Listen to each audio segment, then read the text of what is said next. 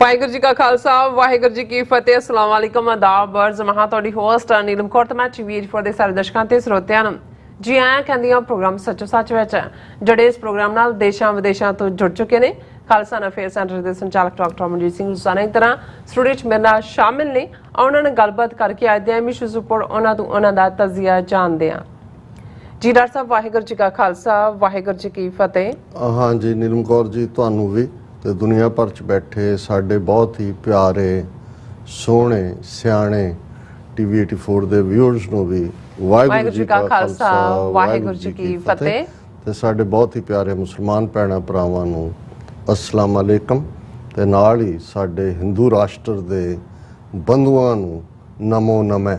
जी doctor साहब जी आनू programme सच्चो सच विच बहुत मेहरबानी जी। डॉक्टर साहब अज 3 अक्तूबर 2023 1900 नानकशाही संमत 555 दा दिन है ते डॉक्टर साहब प्रोग्राम शुरू करने तो पहला अपने दर्शकों ते श्रोतिਆਂ ਨੂੰ हमेशा तरह ਦਾ ਸੀ व्यूअर्स ਜੇ ਤੁਸੀਂ ਹੱਕ ਸੱਚ ਇਨਸਾਫ ਤੇ ਪੈਰਾ ਦਿੰਦਾ ਇੱਕੋ ਇੱਕ ਚੈਨਲ टीवी 84 ਨੂੰ ਦੇਖਣਾ ਚਾਹੁੰਦੇ ਹੋ ਤਾਂ ਤੁਸੀਂ ਦੇਖ ਸਕਦੇ ਹੋ ਸਪੈਕਟਰਮ ਕੇਬਲ ਆਰਸੀਨ ਕੇਬਲ ਬਲਫਨ ਕੈਨੇਡਾ roku ਜਾਦੂ ਬਾਕਸ ਸ਼ਾਵਾ ਫੇਸਬੁੱਕ टीवी 84 ਦੀ ਐਪ ਰਾਹੀਂ online streaming and IP box ਤੇ ਤੁਸੀਂ टीवी 84 ਨੂੰ ਦੇਖ ਸਕਦੇ ਹੋ। व्यूअर्स जे तुसी टीवी 84 ਨਾਲ ਜੋ ਪ੍ਰੋਗਰਾਮ ਸੱਚੋ ਸੱਚ ਨਾਲ ਫੇਸਬੁੱਕ ਰਾਹੀਂ ਜੁੜੇ ਹੋ ਤਾਂ ਉਸ ਨੂੰ ਵੱਧ ਲਾਈਕ ਕਰੋ ਤੇ ਸ਼ੇਅਰ ਕਰੋ ਅਤੇ ਨਾਲ ਹੀ YouTube ਤੇ ਸਬਸਕ੍ਰਾਈਬ ਵੀ ਕਰੋ। ਇਹ ਵੀ ਦੱਸ ਦੇ ਕਿ ਤੁਸੀਂ टीवी 84 ਦੀ ਐਪ ਨੂੰ ਐਂਡਰੋਇਡ ਐਂਡ ਐਪ ਸਟੋਰ ਤੇ ਡਾਊਨਲੋਡ ਕਰਕੇ ਜੋ टीवी 84 ਦੀ ਲਾਈਵ ਸਟ੍ਰੀਮ ਹੈ ਇਸ ਨੂੰ ਤੁਸੀਂ 24 ਆਵਰਸ ਦੇਖ ਸਕਦੇ ਹੋ। ਸੋ व्यूअर्स ਪ੍ਰੋਗਰਾਮ ਦੀ ਸ਼ੁਰੂਆਤ ਕਰਾਂਗੇ ਅੱਜ ਦੀ ਸਪਾਂਸਰਸ਼ਿਪ ਦੇ ਹਵਾਲੇ ਨਾਲ ਕਿ ਅੱਜ ਦੇ ਪ੍ਰੋਗਰਾਮ ਸੱਚੋ ਸੱਚ ਨੂੰ ਸਪਾਂਸਰ ਕੀਤਾ ਗਿਆ ਹੈ बेकर्सफील्ड कैलीफोर्निया तो सरदार रेशम सिंह जी वालों। सो इन्होंने बेनती की है कि घट्टो घट्ट असी कौमी मामलों ते एक मुड़ता दिखाइए अते एक दूजे खिलाफ बोलन अते विरोध करन तो गुरेज करिए। समा विचारीए साडे सामने चुनौती वड्डी है अते संजम सूझबूझ एक मुड़ता नाल ही असी खालिस्तान की प्राप्ति कर सकते हैं। सो कौमी जथेबंधक ढांचा मजबूत करिए जो कौमी घर लई ਯਤਨਸ਼ੀਲ ਹਨ ਉਹਨਾਂ ਦਾ ਸਾਥ ਦਈਏ। ਸੋ ਅੱਜ ਦੀ ਸਪਾਂਸਰਸ਼ਿਪ ਲਈ ਅਸੀਂ ਸਰਦਾਰ ਰੇਸ਼ਮ ਸਿੰਘ ਜੀ ਹੋਰਾਂ ਦਾ ਤਹਿ ਦਿਲ ਤੋਂ ਧੰਨਵਾਦ ਕਰਦੇ ਹਾਂ ਔਰ ਤੁਹਾਨੂੰ ਵੀ ਅਪੀਲ ਤੇ ਬੇਨਤੀ ਕਰਦੇ ਹਾਂ ਕਿ ਤੁਸੀਂ ਪ੍ਰੋਗਰਾਮ ਸੱਚੋ ਸੱਚ ਨੂੰ ਵੱਧ ਤੋਂ ਵੱਧ ਸਪਾਂਸਰ ਕਰੋ। ਸਪਾਂਸਰਸ਼ਿਪ ਲਈ ਤੁਸੀਂ ਸਾਨੂੰ ਕਾਲ ਕਰ ਸਕਦੇ ਸਾਡੇ ਫੋਨ ਨੰਬਰ ਤੇ 5166191984 ਸੇਮ ਨੰਬਰ ਤੇ WhatsApp ਕਰ ਸਕਦੇ ਹੋ। ਤੁਸੀਂ ਸਾਨੂੰ ਈਮੇਲ ਵੀ ਕਰ ਸਕਦੇ info@tv84.tv ਤੇ ਅਸੀਂ ਤੁਹਾਡੇ ਤਹਿ ਦਿਲ ਤੋਂ ਸ਼ੁਕਰਗੁਜ਼ਾਰ ਹੋਵਾਂਗੇ। ਸੋ व्यूअर्स पहले सैगमेंट में ਆਪਾਂ ਗੱਲਬਾਤ ਕਰਨ ਜਾ ਰਹੇ ਹਾਂ ਭਾਰਤ ਤੇ ਕੈਨੇਡਾ ਦੇ ਹਵਾਲੇ ਨਾਲ ਕਿ ਭਾਰਤ ਤੇ ਕੈਨੇਡਾ ਵਿੱਚ ਜਿਹੜੀ ਹੈ ਤਲਖੀ ਹੈ ਉਹ ਵੱਧਦੀ ਜਾ ਰਹੀ ਹੈ। ਭਾਰਤ ਸਰਕਾਰ ਨੇ ਅੱਜ ਕੈਨੇਡਾ ਤੇ ਅਗਲਾ ਵਾਰ ਕਰਦਿਆਂ ਕੈਨੇਡਾ ਨੂੰ ਕਿਹਾ ਹੈ ਕਿ ਉਹ ਦਿੱਲੀ ਦੀ ਜਿਹੜੀ ਆਪਣੀ ਅੰਬੈਸੀ ਚੋਂ 10 ਅਕਤੂਬਰ ਤੱਕ 41 ਡਿਪਲੋਮੈਟਸ ਨੂੰ ਜਿਹੜੇ ਵਾਪਸ ਸੱਦੇ। ਇਸ ਵੇਲੇ ਕੈਨੇਡਾ ਦੇ ਦਿੱਲੀ ਵਿੱਚ ਕੁੱਲ 62 ਡਿਪਲੋਮੈਟ ਤਾਇਨਾਤ ਹਨ। ਸੋ ਇਸ ਬਾਰੇ ਆਪਾਂ ਗੱਲਬਾਤ ਕਰਨ ਜਾ ਰਹੇ ਹਾਂ। ਸੋ ਅਸੀਂ ਚਾਹਾਂਗੇ ਕਿ ਤੁਸੀਂ ਇਸੇ ਤਰ੍ਹਾਂ ਬੜੇ ਰਹਿਣਾ ਦੇਖਣ ਸੁਣ ਲਈ ਤੁਹਾਡਾ ਸਭ ਦਾ ਬਹੁਤ ਬਹੁਤ ਸ਼ੁਕਰੀਆ। ਜੀ ਡਾਕਟਰ ਸਾਹਿਬ ਕੀ ਵਿਚਾਰਾਂ ਨੇ? ਦੇਖੋ ਸਭ ਤੋਂ ਪਹਿਲਾਂ ਤਾਂ ਅੱਜ ਦੇ ਪ੍ਰੋਗਰਾਮ ਨੂੰ ਸਪਾਂਸਰ ਕਰਨ ਲਈ ਅਸੀਂ ਬੇਕਰਸਫੀਲਡ ਕੈਲੀਫੋਰਨੀਆ ਤੋਂ ਆਪਣੇ ਵੀਰ ਸਰਦਾਰ ਰੇਸ਼ਮ ਸਿੰਘ ਜੀ ਉਹਨਾਂ ਦਾ ਬਹੁਤ ਸ਼ੁਕਰੀਆ ਅਦਾ ਕਰਦੇ ਹਾਂ। ਇਹ ਸਾਡੇ ਪਿਛਲੇ ਲਗਭਗ 35-36 ਸਾਲ ਤੋਂ ਸਾਥੀ ਸਹਿਯੋਗੀ ਨੇ। ਸਿੱਖ ਯੂਥ ਆਫ ਅਮਰੀਕਾ ਦੇ ਵਿੱਚ ਉੱਚ ਅਹੁਦਿਆਂ ਤੇ ਰਹਿੰਦੇ ਆ ਉਹਨਾਂ ਨੇ ਸੇਵਾ ਕੀਤੀ। ਜੇ ਸ਼੍ਰੋਮਣੀ ਅਕਾਲੀ ਦਲ ਅੰਮ੍ਰਿਤਸਰ ਨਾਲ ਜੁੜੇ ਤੇ ਫਿਰ ਲਲਕਾਰ ਕੇ ਵੰਗਾਰ ਕੇ ਭਾਰਤੀ ਹਾਕਮਾਂ ਨੂੰ ਉੱਥੇ ਜਾ ਕੇ ਸਰਬੱਤ ਖਾਲਸਾ 'ਚ ਪਾਰਟਿਸਿਪੇਟ ਕੀਤਾ, ਜੇਲ੍ਹ ਵੀ ਕੱਟੀ ਔਰ ਉਹਨਾਂ ਦਾ ਇਸ ਪੱਧਰ ਦੀ ਕਮਿਟਮੈਂਟ ਕੱਲੀ ਕੌਮੀ ਪੱਖ ਤੋਂ ਹੀ ਨਹੀਂ, ਜਿਵੇਂ ਹਰ ਦੁੱਖ ਸੁੱਖ ਦੇ ਵੇਲੇ ਉਹ ਹਰ ਇੱਕ ਦੇ ਨਾਲ ਨਿਭਦੇ ਨੇ। ਪਿਛਲੇ ਕੁਝ ਸਮੇਂ ਤੋਂ ਬੇਸ਼ੱਕ ਉਹਨਾਂ ਦੀ ਜ਼ਿੰਦਗੀ 'ਚ ਬਹੁਤ ਵੱਡਾ ਸ਼ੌਕ ਬੜੇ ਛੋਟੇ ਪੀਰੀਅਡ ਦੇ ਵਿੱਚ ਘੱਟ ਸਮੇਂ 'ਚ ਦੋ ਭਰਾ ਉਹਨਾਂ ਦੇ ਭਾਈ ਬਾਜ ਸਿੰਘ ਭਾਈ ਪਰਮਜੀਤ ਸਿੰਘ ਚੜ੍ਹਾਈ ਕਰ ਗਏ। ਇਹ ਵੱਡੇ ਨੇ ਪਰਿਵਾਰ ਦੇ ਵਿੱਚ, ਲੇਕਿਨ ਇਹਦੇ ਬਾਵਜੂਦ ਉਹਨਾਂ ਦੀ ਜਿਹੜੀ ਕੌਮ ਪ੍ਰਤੀ ਕਮਿਟਮੈਂਟ ਹੈ ਉਸ 'ਚ ਕੋਈ ਫਰਕ ਨਹੀਂ ਆਇਆ। ਖੁਦ ਵੀ ਸਿਹਤ ਪੱਖੋਂ ਜਿਹੜਾ ਉਹ ਜੂਝ ਰਹੇ ਨੇ। ਲੇਕਿਨ ਜਦੋਂ ਵੀ ਗੱਲ ਕਰੋ, ਅਜੇ 2-3 ਦਿਨ ਪਹਿਲਾਂ ਹੀ ਕਾਫੀ ਲੰਮੀ ਗੁਫ਼ਤਗੂ ਉਹਨਾਂ ਦੇ ਨਾਲ ਹੋਈ ਤੇ ਉਹ ਇਹੀ ਉਹਨਾਂ ਨੂੰ ਫਿਕਰਮੰਦੀ ਹੈ ਕਿ ਜੋ ਮੌਕਾ ਹੁਣ ਸਾਡੇ ਹੱਥ ਆਇਆ ਇਹ ਬੇਸ਼ੱਕ ਅਸੀਂ ਸ਼ਹੀਦੀਆਂ ਦੇ ਇਤਿਹਾਸ ਦੇ ਵਾਰਿਸ ਹਾਂ। ਮੌਜੂਦਾ ਦੌਰ 'ਚ ਵੀ ਅਸੀਂ ਹਰ ਚੜ੍ਹਦੇ ਸੂਰਜ ਪਿਛਲੇ ਆਲਮੋਸਟ 45 ਸਾਲ ਦੇ ਵਿੱਚ ਜੇ ਦੇਖੀਏ 78 ਤੋਂ ਬਾਅਦ ਸਾਰੇ ਪੀਰੀਅਡ 'ਚ ਕੋਈ ਦਿਨ ਐਸਾ ਨਹੀਂ ਹੈ ਜਿਸ ਦਿਨ ਕੋਈ ਸ਼ਹੀਦੀ ਨਾ ਹੋਈ ਹੋਏ। ਅਸੀਂ ਇੱਕ ਤੋਂ ਬਾਅਦ ਇੱਕ ਨਸਲਕੁਸ਼ੀ ਦਾ ਸ਼ਿਕਾਰ ਹੋਏ। ਲੇਕਿਨ ਭਾਈ ਹਰਦੀਪ ਸਿੰਘ ਨਿੱਜਰ ਦੀ ਸ਼ਹਾਦਤ ਤੋਂ ਬਾਅਦ ਜਿਵੇਂ ਅੰਤਰਰਾਸ਼ਟਰੀ ਖੇਡ ਜਿਹੜਾ ਹੈ ਉਹ ਬਦਲਿਆ ਭਾਰਤ ਦਾ ਅਸਲੀ ਚਿਹਰਾ ਵੀ ਸਾਹਮਣੇ ਆਇਆ ਹੈ। ਸਿੱਖਾਂ ਲਈ ਇੱਕ ਹਮਦਰਦੀ ਦਾ ਇਜ਼ਹਾਰ ਵੀ ਹੈ ਔਰ ਕਿੰਨੀ ਕੁ ਦੇਰ ਪੱਛਮੀ ਤਾਕਤਾਂ ਜਿਹੜੀਆਂ ਨੇ ਉਹ ਇਸ ਸਾਰੇ ਦੇ ਉੱਤੇ ਸਟੈਂਡ ਰਹਿਣਗੀਆਂ ਇਹ ਤਾਂ ਵਕਤ ਹੀ ਦੱਸੇਗਾ। ਲੇਕਿਨ ਜਿਹੜੇ ਦੋ ਨੁਕਤੇ ਉਹਨਾਂ ਨੇ, ਇੱਕ ਤਾਂ ਏਕਤਾ ਦੀ ਗੱਲ, ਔਰ ਬੇਸ਼ੱਕ ਮੈਂ ਅਕਸਰ ਇਹ ਕਹਿੰਦਾ ਵੀ ਏਕਤਾ ਕਿਸੇ ਦੇਵੀ ਦਾ ਨਾਂ ਨਹੀਂ ਹੈ ਜਿਹਨੂੰ ਅਸੀਂ ਪੂਜਣਾ ਹੈ, ਪਰ ਘੱਟੋ ਘੱਟ ਹੁਣ ਇਸ ਸਾਰੇ ਪੀਰੀਅਡ 'ਚ ਅਸੀਂ ਸਾਰੇ ਦੇਖਦੇ ਹਾਂ ਕਿ ਕੌਣ ਕਿੱਥੇ ਖੜਾ ਹੈ। ਜਿਹੜੇ ਪੰਥ ਪ੍ਰਸਤ ਨੇ, ਇੱਕ ਤਾਂ ਮੌਕਾ ਪ੍ਰਸਤ ਨੇ ਜਿਨ੍ਹਾਂ ਨੇ ਇਹ ਦੇਖਣਾ ਹੈ ਕਿ ਭਾਈ ਉਹਨਾਂ ਦਾ ਮੁੱਲ ਹੀ ਵਿਰੋਧ 'ਚੋਂ ਪੈਦਾ ਹੁੰਦਾ ਹੈ ਜਾਂ ਘਟੀਆ ਗੱਲਾਂ 'ਚੋਂ, ਉਹਨਾਂ ਦਾ ਤੁਸੀਂ ਕੁਛ ਨਹੀਂ ਕਰ ਸਕਦੇ। ਇੱਕ ਕਲਾਸ ਰਜਿਸਟਰਡ ਬੇਈਮਾਨਾਂ ਦੀ ਆ, ਉਹਨਾਂ ਦਾ ਤੁਸੀਂ ਕੁਛ ਨਹੀਂ ਕਰ ਸਕਦੇ। ਪਰ ਜਿਹੜੇ ਇੰਨਾ ਲੰਮਾ ਸਮਾਂ 4-4 ਦਹਾਕਿਆਂ ਤੋਂ ਹੁਣ ਸਾਡੀ ਜਨਰੇਸ਼ਨ ਜਿਹੜੀ ਆਲਰੇਡੀ ਜਿਸ ਨੂੰ ਜੇ ਸਾਦਾ ਪੰਜਾਬੀ 'ਚ ਕਹਿਣਾ ਹੋਏ ਤੇ ਕਬਰਾਂ 'ਚ ਲੱਤਾਂ ਨੇ, ਤੇ ਜੇ ਅਜੇ ਵੀ ਸਾਡੀ ਉਹੀ ਘਟੀਆ ਸੋਚ ਜਾਂ ਘਟੀਆ ਦਾਇਰਾਕਾਰੀ 'ਚ ਰਹਿੰਦੇ ਆ, ਅਸੀਂ ਹਰ ਵੇਲੇ ਜਿਹੜਾ ਉਹ ਸਿਰਫ ਤੇ ਸਿਰਫ ਆਪਣਾ ਮਫਾਦ ਦੇਖਣਾ, ਫਿਰ ਕੁਝ ਵੀ ਹਾਸਲ ਨਹੀਂ ਹੋਣਾ। ਔਰ ਦੂਸਰੀ ਗੱਲ ਜਥੇਬੰਦੀ, ਇਸ 'ਚ ਵੀ ਕੋਈ ਸ਼ੱਕ ਨਹੀਂ ਹੈ, ਗੁਰੂ ਨੇ ਜਿਹਨੂੰ ਵਡਿਆਈ ਦੇਣੀ ਹੁੰਦੀ ਹੈ ਉਸ ਨੂੰ ਹੀ ਮਿਲਦੀ ਹੈ। ਲੇਕਿਨ ਇਸ ਗੱਲ ਦਾ ਧਿਆਨ ਰਹੇ ਕਿ ਜਦੋਂ ਕੌਮਾਂ ਦਾ ਭਵਿੱਖ ਦਾਅ ਤੇ ਲੱਗਾ ਹੁੰਦਾ ਤੇ ਇਹ ਇੱਕ ਬੰਦੇ ਜਾਂ ਇੱਕ ਜਥੇਬੰਦੀ ਦੇ ਜ਼ਿੰਮੇ ਜਿਹੜੀ ਹੈ ਉਹ ਗੱਲ ਨਹੀਂ ਛੱਡੀ ਜਾਂਦੀ, ਜਾਂ ਉਹ ਇਸ ਸਾਰੀ ਮੁਸ਼ਕਲ 'ਚੋਂ ਕੌਮਾਂ ਨੂੰ ਸਟੇਅਰ ਨਹੀਂ ਕਰ ਸਕਦੀ। ਉਹਨਾਂ ਨੂੰ ਬਾਕੀਆਂ ਨੂੰ ਵੀ ਨਾਲ ਲੈ ਕੇ ਚੱਲਣ ਦਾ ਜਿਹੜਾ ਹੈ ਉਹ ਮਾਦਾ ਵੀ ਹੋਣਾ ਚਾਹੀਦਾ ਹੈ, ਵਿਉਂਤਬੰਦੀ ਵੀ ਹੋਣੀ ਚਾਹੀਦੀ ਹੈ। ਸੋ ਅਸੀਂ ਭਾਈ ਰੇਸ਼ਮ ਸਿੰਘ ਜੀ ਦਾ ਸ਼ੁਕਰੀਆ ਅਦਾ ਕਰਦੇ ਹਾਂ, OTV 84 ਦੇ ਖੈਰ ਖੁਆਹ ਨੇ, ਔਰ ਹਮੇਸ਼ਾ ਹੀ ਸਾਡੇ ਲਈ ਤਾਂ ਨਿੱਜੀ ਤੌਰ ਦੇ ਉੱਤੇ ਜਿਸ ਕਿਸਮ ਦੀ ਉਹਨਾਂ ਦੀ ਪਿਆਰ ਭਾਵਨਾ, ਵਫਾਦਾਰੀ ਔਰ ਕੌਮ ਦੇ ਲਈ ਚਟਾਨ ਵਾਂਗ ਖਲੋਣਾ, ਉਹ ਉਂਗਲਾਂ ਤੇ ਗਿਣੇ ਜਾਣ ਵਾਲੇ ਐਸੇ ਇਨਸਾਨ ਨੇ ਜਿਨ੍ਹਾਂ ਨੂੰ ਇਹਨਾਂ 4 ਦਹਾਕਿਆਂ ਦੇ ਵਿੱਚ ਮੈਂ ਆਪਣੇ ਪੰਥਕ ਦਾਇਰਾਕਾਰ ਦੇ ਉਸ ਚਮਕਦੇ ਸਿਤਾਰੇ ਵਾਂਗ ਦੇਖਦਾ। ਸਤਿਗੁਰੂ ਭਾਈ ਰੇਸ਼ਮ ਸਿੰਘ ਜੀ ਨੂੰ ਦੇਹ ਅਰੋਗਤਾ ਵੀ ਦੇਣ ਔਰ ਇਵੇਂ ਹੀ ਚੜ੍ਹਦੀ ਕਲਾ ਬਖਸ਼ਣ। ਕੋਈ ਨਾ ਕੋਈ ਦਿਨ ਜਦੋਂ ਤੁਸੀਂ ਅਚਾਨਕ ਕੋਈ ਐਸੀ ਖਬਰ ਸੁਣਦੇ ਹੋ ਤਾਂ ਇਵੇਂ ਲੱਗਦਾ ਹੈ ਕਿ ਕੋਈ ਅਸਮਾਨ ਤੋਂ ਆ ਕੇ ਕੋਈ ਚੀਜ਼ ਤੁਹਾਡੇ ਵੱਜੀ ਹੈ। ਅੱਜ ਸਵੇਰੇ ਭਾਈ ਗੁਰਦੇਵ ਸਿੰਘ ਜੀ ਨਾਲ ਗੱਲਬਾਤ ਹੋਈ, ਆਮ ਜੋ ਚੱਲ ਰਿਹਾ ਵਰਤਾਰਾ ਮਾਹੌਲ ਉਹਨੂੰ ਲੈ ਕੇ ਅਕਸਰ ਉਹ ਕਾਲ ਕਰਦੇ ਨੇ, ਪਰ ਬਾਅਦ ਦੁਪਹਿਰ ਤੱਕ ਜਦੋਂ ਦੁਬਾਰਾ ਕਾਲ ਆਈ ਔਰ ਫਿਰ ਹੋਰ ਸੋਰਸ ਤੋਂ ਇਹ ਪਤਾ ਲੱਗਾ ਕਿ ਭਾਈ ਗੁਰਦੇਵ ਸਿੰਘ ਉਹਨਾਂ ਦੇ ਮਾਤਾ ਜੀ, ਮਾਤਾ ਗੁਰਦੀਪ ਕੌਰ, ਉਹ ਚੜਾਈ ਕਰ ਗਏ ਨੇ। ਹਾਲਾਂ ਜਦੋਂ ਮੈਂ ਉਹਨਾਂ ਦੀ ਮਾਤਾ ਕਹਿ ਰਿਹਾ, ਮੈਨੂੰ ਇਵੇਂ ਲੱਗ ਰਿਹਾ ਕਿ ਵੀ ਮੈਂ ਇਨਸਾਫ ਨਹੀਂ ਕਰ ਰਿਹਾ, ਕਿਉਂਕਿ ਮੇਰੇ ਲਈ ਹਮੇਸ਼ਾ ਹੀ ਜਿਵੇਂ ਉਹਨਾਂ ਦੇ ਅੰਦਰ ਉਹੀ ਮਾਂ ਦੀ ਜਿਹੜੀ ਪਿਆਰ ਵਾਲਾ ਤੁਸੀਂ ਵਸਲ ਰਸ ਵੀ ਦੇਖਦੇ ਹੋ ਮਿਲਾਪ ਵੇਲੇ, ਔਰ ਕੌਮੀ ਪੱਖ ਤੋਂ ਵੀ ਜਦੋਂ ਉਹ ਈਵਨ ਸਟ੍ਰੋਕ ਤੋਂ ਬਾਅਦ ਹਸਪੀਟਲ 'ਚ ਸਨ ਔਰ ਅਸੀਂ ਡਰਾਈਵ ਕਰਕੇ ਗਏ, ਭਾਈ ਗੁਰਦੇਵ ਸਿੰਘ ਡਰਾਈਵ ਕਰ ਰਹੇ ਸੀ, ਅਸੀਂ ਉੱਥੇ ਪਹੁੰਚੇ ਤੇ ਜਦੋਂ ਮਿਲੇ ਤੇ ਉਹਨਾਂ ਨੇ ਪਹਿਲਾਂ ਤਾਂ ਜਿਹੜਾ ਉਹ ਸਰੀਰ ਪੱਖੋਂ ਕਿਹਾ ਕਿ ਵੀ ਭਾਰ ਤੁਸੀਂ ਵਧਾ ਲਿਆ, ਔਰ ਫਿਰ ਉਹਨਾਂ ਨੇ ਜਦੋਂ ਵੀ ਮਿਲਣਾ ਜਾਂ ਵਿਛੜਨਾ ਖਾਲਿਸਤਾਨ ਜ਼ਿੰਦਾਬਾਦ ਦੇ ਨਾਰੇ ਜਿਹੜੇ ਨੇ ਉਹ ਯਾਦ ਦਹਾਨੀ ਹੁੰਦੇ ਸੀ ਕਿ ਭਾਈ ਜਿਨ੍ਹਾਂ ਦੇ ਪੁੱਤਰ ਪੁੱਤਰੀਆਂ ਇਸ ਪਾਸੇ ਤੁਰੇ ਨੇ ਉਹਨਾਂ ਦੇ ਮਾਪਿਓ ਦਾ ਕਿਸ ਪੱਧਰ ਦਾ ਜਿਹੜਾ ਹੈ ਉਹ ਕਮਿਟਮੈਂਟ ਦਾ ਲੈਵਲ ਹੁੰਦਾ ਹੈ। ਔਰ ਕਿਉਂਕਿ ਮੇਰੇ ਲਈ ਹਮੇਸ਼ਾ ਹੀ ਸਿੱਖਣਾ ਬਜ਼ੁਰਗਾਂ ਤੋਂ ਹੀ ਹੁੰਦਾ ਹੈ, ਜਦੋਂ ਵੀ ਕਿਉਂ ਕਲਾਮਾਜ਼ੂ ਸਾਡਾ ਦੂਸਰਾ ਘਰ ਹੈ, ਔਰ ਮਾਤਾ ਜੀ ਜਦੋਂ ਕੈਨੇਡਾ ਤੋਂ ਬਾਅਦ ਚ ਗਏ ਔਰ ਉੱਥੇ ਹੀ ਉਹਨਾਂ ਨੂੰ ਸਟ੍ਰੋਕ ਹੋਇਆ, ਫਿਰ ਉੱਥੇ ਹੀ ਰਹੇ। ਲੇਕਿਨ ਜਿੰਨੀ ਦੇਰ ਵੀ 90s ਤੋਂ ਬਾਅਦ ਜਾਣ ਦਾ ਸਬਬ ਹੋਇਆ ਉਹਨਾਂ ਦਾ ਨਾਲ, ਕਿਵੇਂ ਉਹਨਾਂ ਨੇ ਪ੍ਰੀ ਪਾਰਟੀਸ਼ਨ 47 ਤੋਂ ਪਹਿਲਾਂ ਜਿਸ ਸਿੰਧ ਦੇ ਖੇਤਰ ਚੋਂ ਆਏ ਉੱਥੇ ਕਿਸ ਕਿਸਮ ਦਾ ਜੀਵਨ ਸਟਾਈਲ ਸੀ, ਕਿਵੇਂ ਆ ਕੇ ਇਧਰ ਸਟਰਗਲ ਹੋਈ, ਔਰ ਦਰਸ਼ਕ ਉਹਨਾਂ ਦੀਆਂ ਅੱਡ ਤਸਵੀਰਾਂ ਦੇਖ ਸਕਦੇ ਨੇ, ਔਰ ਕਿਵੇਂ ਉਹਨਾਂ ਦਾ ਫੇਥ ਗੁਰੂ ਦੇ ਉੱਤੇ, ਸੇਵਾ ਭਾਵਨਾ, ਔਰ ਜਿਵੇਂ ਆਪਣੇ ਪੋਤਿਆਂ ਦੇ ਨਾਲ ਪੋਤੀਆਂ ਦੇ ਨਾਲ ਇਵੇਂ ਜਿਵੇਂ ਦੋਸਤ ਹੁੰਦੇ ਨੇ। ਔਰ ਬਹੁਤ ਵਾਰ ਅਸੀਂ ਜਦੋਂ ਜਨਰੇਸ਼ਨ ਗੈਪ ਦੀ ਗੱਲ ਕਰਦੇ ਹਾਂ, ਮੈਂ ਸਮਝਦਾ ਹਾਂ ਵੀ ਉਹ ਵੀ ਜਨਰੇਸ਼ਨ ਸਾਡੀ ਪੇਰੈਂਟਸ ਦੀ ਹੈ, ਔਰ ਖਾਸ ਤੌਰ ਤੇ ਜਦੋਂ ਮੈਂ ਮਾਤਾ ਜੀ ਦੀ ਗੱਲ ਕਰ ਰਿਹਾ ਕਿ ਜਿੱਥੇ ਲੱਗਦਾ ਹੀ ਨਹੀਂ ਸੀ ਉਹ ਬੱਚਿਆਂ ਨਾਲ ਬੱਚੇ ਬਣੇ ਹੋਏ ਨੇ, ਮੈਚਿਓਰ ਨਾਲ ਮੈਚਿਓਰ ਨੇ, ਸਿੱਖੀ ਦੀ ਗੱਲ ਵੇਲੇ ਪੂਰੀ ਗੱਲ ਚੜ੍ਹਦੀ ਕਲਾ ਵਾਲੀ, ਔਰ ਜੁਝਾਰੂ ਦੌਰ ਦੇ ਵਿੱਚ ਜਦੋਂ ਭਾਈ ਗੁਰਦੇਵ ਸਿੰਘ ਐਕਟਿਵ ਸਨ, ਕਿਵੇਂ ਉਸ ਦੌਰ ਦੇ ਵਿੱਚ ਉਹਨਾਂ ਦਾ ਕੀ ਵਰਤਾਰਾ ਜਾਂ ਕਿਵੇਂ ਸੀ। ਸੋ ਮੇਰੇ ਲਈ ਇਹ ਇੱਕ ਨਿੱਜੀ ਲਾਸ ਵਾਂਗ ਹੈ। ਔਰ ਜੀ ਹਾਲਾਂ ਬਿਲਕੁਲ ਅਸੀਂ ਹੁਣ ਤੋਂ 2 ਹਫ਼ਤੇ ਬਾਅਦ ਗੁਰਦੁਆਰਾ ਰਿਵਰਸਾਈਡ ਐਲਏ 14 ਅਕਤੂਬਰ ਵਾਲੇ 14-15 ਅਕਤੂਬਰ ਵਾਲੇ ਵੀਕਐਂਡ ਭਾਈ ਹਰਜਿੰਦਰ ਸਿੰਘ ਜੰਦਾ, ਭਾਈ ਸੁਖਦੇਵ ਸਿੰਘ ਸੁੱਖਾ, ਉਹਨਾਂ ਦੀ ਯਾਦ ਦੇ ਵਿੱਚ ਸ਼ਹੀਦੀ ਸਮਾਗਮ ਰੱਖਿਆ ਹੋਇਆ ਸੀ। ਮੈਂ ਉਹਦੇ 'ਚ ਸ਼ਮੂਲੀਅਤ ਕਰਨੀ ਸੀ, ਉਹਨਾਂ ਦੀ ਅੱਜ ਐਡ ਵੀ ਚੱਲਣ ਵਾਲੀ ਸੀ।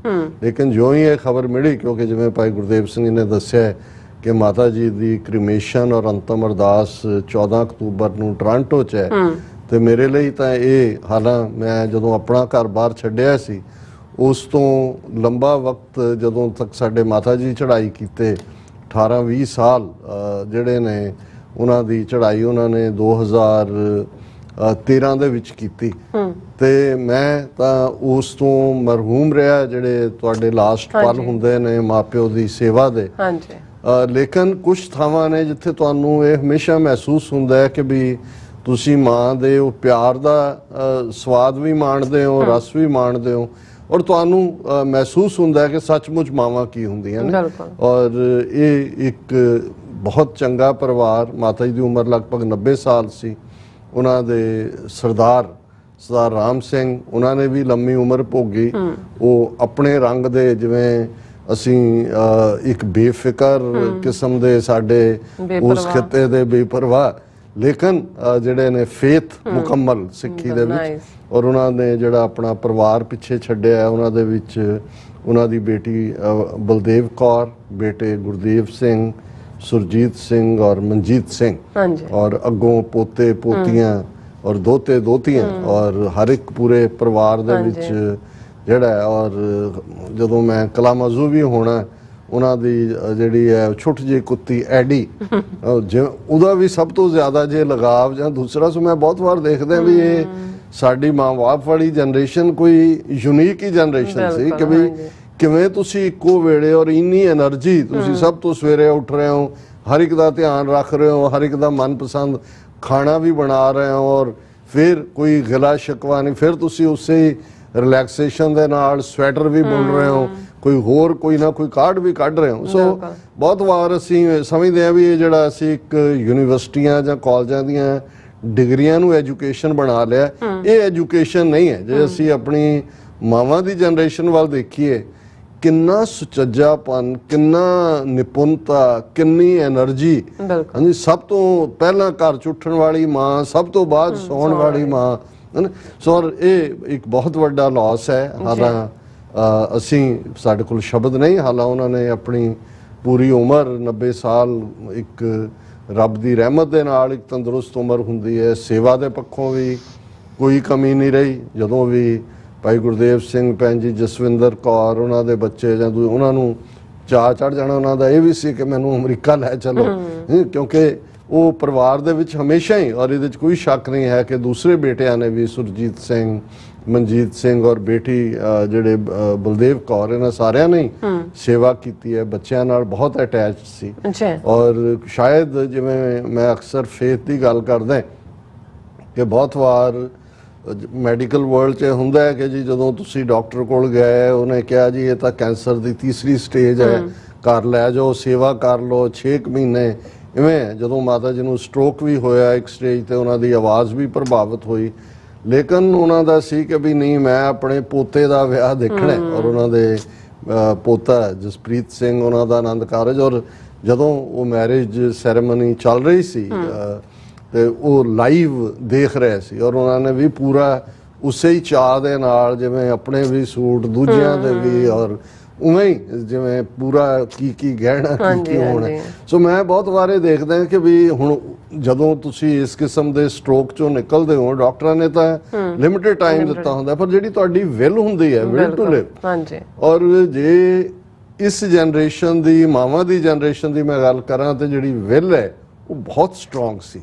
ਔਰ ਅਸੀਂ ਤਾਂ ਉਹ ਗੱਲਾਂ ਮਾਰਨ ਵਾਲੇ ਆ, ਮਾੜਾ ਮੋਟਾ ਇੱਕ ਅੱਧਾ ਠੇਡਾ ਲੱਗੇ ਤਾਂ ਧੜਮ ਕਰਕੇ ਕਾਨਾ ਵੱਜੇ ਤਾਂ। ਸੋ ਅਸੀਂ ਸਤਿਗੁਰੂ ਦੇ ਚਰਨਾਂ 'ਚ ਪਿੰਡ ਮੋਹਕਮਗੜ੍ਹ, ਕਿਉਂਕਿ ਬੜੇ ਮਾਣ ਨਾਲ ਆਪਣੇ ਪਿੰਡ ਦਾ, ਔਰ ਇਹ ਨਹੀਂ ਵੀ ਉਹ ਇੱਥੇ ਭਾਵੇਂ 90ਵਿਆਂ ਦੇ ਆਏ ਹੋਏ ਸੀ, ਪਰ ਉਹਨਾਂ ਨੇ ਆਪਣੇ ਪੁੱਤਰਾਂ ਨੂੰ ਕਿਹਾ ਕਿ ਨਹੀਂ, ਪਿੰਡ 40 ਸ਼ਾਨ ਘਰ ਬਣਾਉਣਾ ਔਰ ਉਹਨਾਂ ਨੇ ਕਹਿਣਾ ਵੀ ਬੀਬੀ ਉੱਥੇ ਰਹਿਣਾ ਕਿਨੇ ਹੈ ਤੁਸੀਂ ਨਹੀਂ ਉੱਥੇ ਘਰ ਬਣਾਉਣਾ ਬਹੁਤ ਖੂਬਸੂਰਤ ਘਰ ਔਰ ਜਦੋਂ ਉਹਨਾਂ ਜਾਣਾ ਜਾਂ ਫਿਰ ਪਿੰਡ ਆ ਕੇ ਦੱਸਣਾ ਕਿ ਵੀ ਉੱਥੇ ਕਿਵੇਂ ਹੈ ਕੀ ਹੈ ਸੋ ਉਹਨਾਂ ਨੂੰ ਜਿਹੜਾ ਅਸੀਂ ਆਪਣੇ ਸ਼ਰਧਾ ਦੇ ਫੁੱਲ ਵੀ ਭੇਟ ਕਰਦੇ ਹਾਂ ਬਿਲਕੁਲ ਔਰ ਅੱਜ ਦਾ ਪ੍ਰੋਗਰਾਮ ਵੀ ਅਸੀਂ ਉਹਨਾਂ ਦੀ ਯਾਦ ਨੂੰ ਸਮਰਪਿਤ ਕਰਦੇ ਹਾਂ ਹਾਂਜੀ ਗੁਰੂ ਚਰਨਾਂ ਚ ਅਰਦਾਸ ਹੈ ਕਿ ਸੰਮਤ ਸਾਹਾ ਲਿਖਿਆ ਮਿਲ ਕਰ ਪਾਵੋ ਤੇਲ ਦੇਹੋ ਸਜਨ ਅਸੀਂ ਸੜੀਆਂ ਜੋ ਹੋਵੇ ਸਾਹਿਬ ਸਿਓ ਮੇਲ ਸਤਿਗੁਰੂ ਰਹਿਮਤ ਕਰਨ ਉਹਨਾਂ ਨੂੰ ਆਪਣੇ ਚਰਨਾਂ ਚ ਨਿਵਾਸ ਦੇਣ ਔਰ ਪਰਿਵਾਰ ਦੇ ਵਿੱਚ ਜਿਹੜੀ ਲੈਗੇਸੀ ਸਿੱਖੀ ਸਿਦਕ ਭਰੋਸਾ ਸੇਵਾ ਔਰ ਮਾਤਾ ਜੀ ਦੇ ਲਾਇਕ ਖਾਲਿਸਤਾਨ ਜ਼ਿੰਦਾਬਾਦ ਦੇ ਨਾਰੇ ਉਹ ਇਵੇਂ ਹੀ ਇਹ ਲੈਗੇਸੀ ਅੱਗੇ ਤੁਰੇ ਹੁਣ ਕੈਨੇਡਾ ਦੀ ਗੱਲ ਕਰ ਰਹੇ ਹਾਂ ਤੇ ਹੁਣ ਭਾਰਤ ਦੀ ਗੱਲ ਕਰ ਲਈ ਹੈ ਕੈਨੇਡਾ ਨਾਲ ਸੰਬੰਧ ਔਰ ਮੀਡੀਆ ਦੇ ਵਿੱਚ ਸ਼ਾਇਦ ਦਾ ਵਾਇਰ ਵਾਲਿਆਂ ਦੀ ਇੱਕ ਹੈਡਲਾਈਨ ਸੀ 2-3 ਦਿਨ ਪਹਿਲਾਂ ਕਿ will the Canada turn the thermostat on ਹੁਣ ਥਰਮੋਸਟੈਟ ਹੀਟ ਨੂੰ ਦਾ ਕੰਟਰੋਲਿੰਗ ਹੈ ਕਿ ਬਈ ਕੀ ਕੈਨੇਡਾ ਜਿਹੜਾ ਹੈ ਹੁਣ ਭਾਰਤ ਦੇ ਉੱਤੇ ਹੋਰ ਰੱਖੇਗਾ ਪਰ ਐਂ ਲੱਗਦਾ ਹੈ ਕਿ ਵੀ ਜਿਹੜਾ ਚੋਰ ਹੈ ਉਹ ਥਾਣੇਦਾਰ ਨੂੰ ਹੀ ਨਹੀਂ ਉਹ ਹੁਣ ਆਈਜੀ ਨੂੰ ਵੀ ਡਾਂਟਣ ਵਾਲਾ ਉਸ ਦਾ ਮਾਹੌਲ ਬਣਦਾ ਜਾਂਦਾ ਹੈ ਕਿਉਂਕਿ ਭਾਰਤ ਨੇ ਜਿੱਥੇ ਇੱਕ ਪਾਸੇ ਉਹਨਾਂ ਦੀਆਂ ਏਜੰਸੀਆਂ ਨੇ ਇੱਕ ਕੈਨੇਡੀਅਨ ਸਿਟੀਜ਼ਨ ਦਾ ਕੋਲਡ ਬਲੱਡਡ ਮਰਡਰ ਕੀਤਾ ਜੀ ਫੜਿਆ ਗਿਆ ਰੰਗੇ ਹੱਥੀਂ ਕੈਨੇਡਾ ਦੇ ਪ੍ਰਾਈਮ ਮਿਨਿਸਟਰ ਨੇ ਜਿਹੜਾ ਹੈ ਉਹ 18 ਸਤੰਬਰ ਨੂੰ ਕੈਨੇਡੀਅਨ ਪਾਰਲੀਮੈਂਟ ਦੇ ਵਿੱਚ ਉਸ ਤੋਂ ਪਹਿਲਾਂ ਉਹਨਾਂ ਦੀ ਸਿਕਿਉਰਿਟੀ ਐਡਵਾਈਜ਼ਰ ਜੂਡੀ ਥਾਮਸ ਨੇ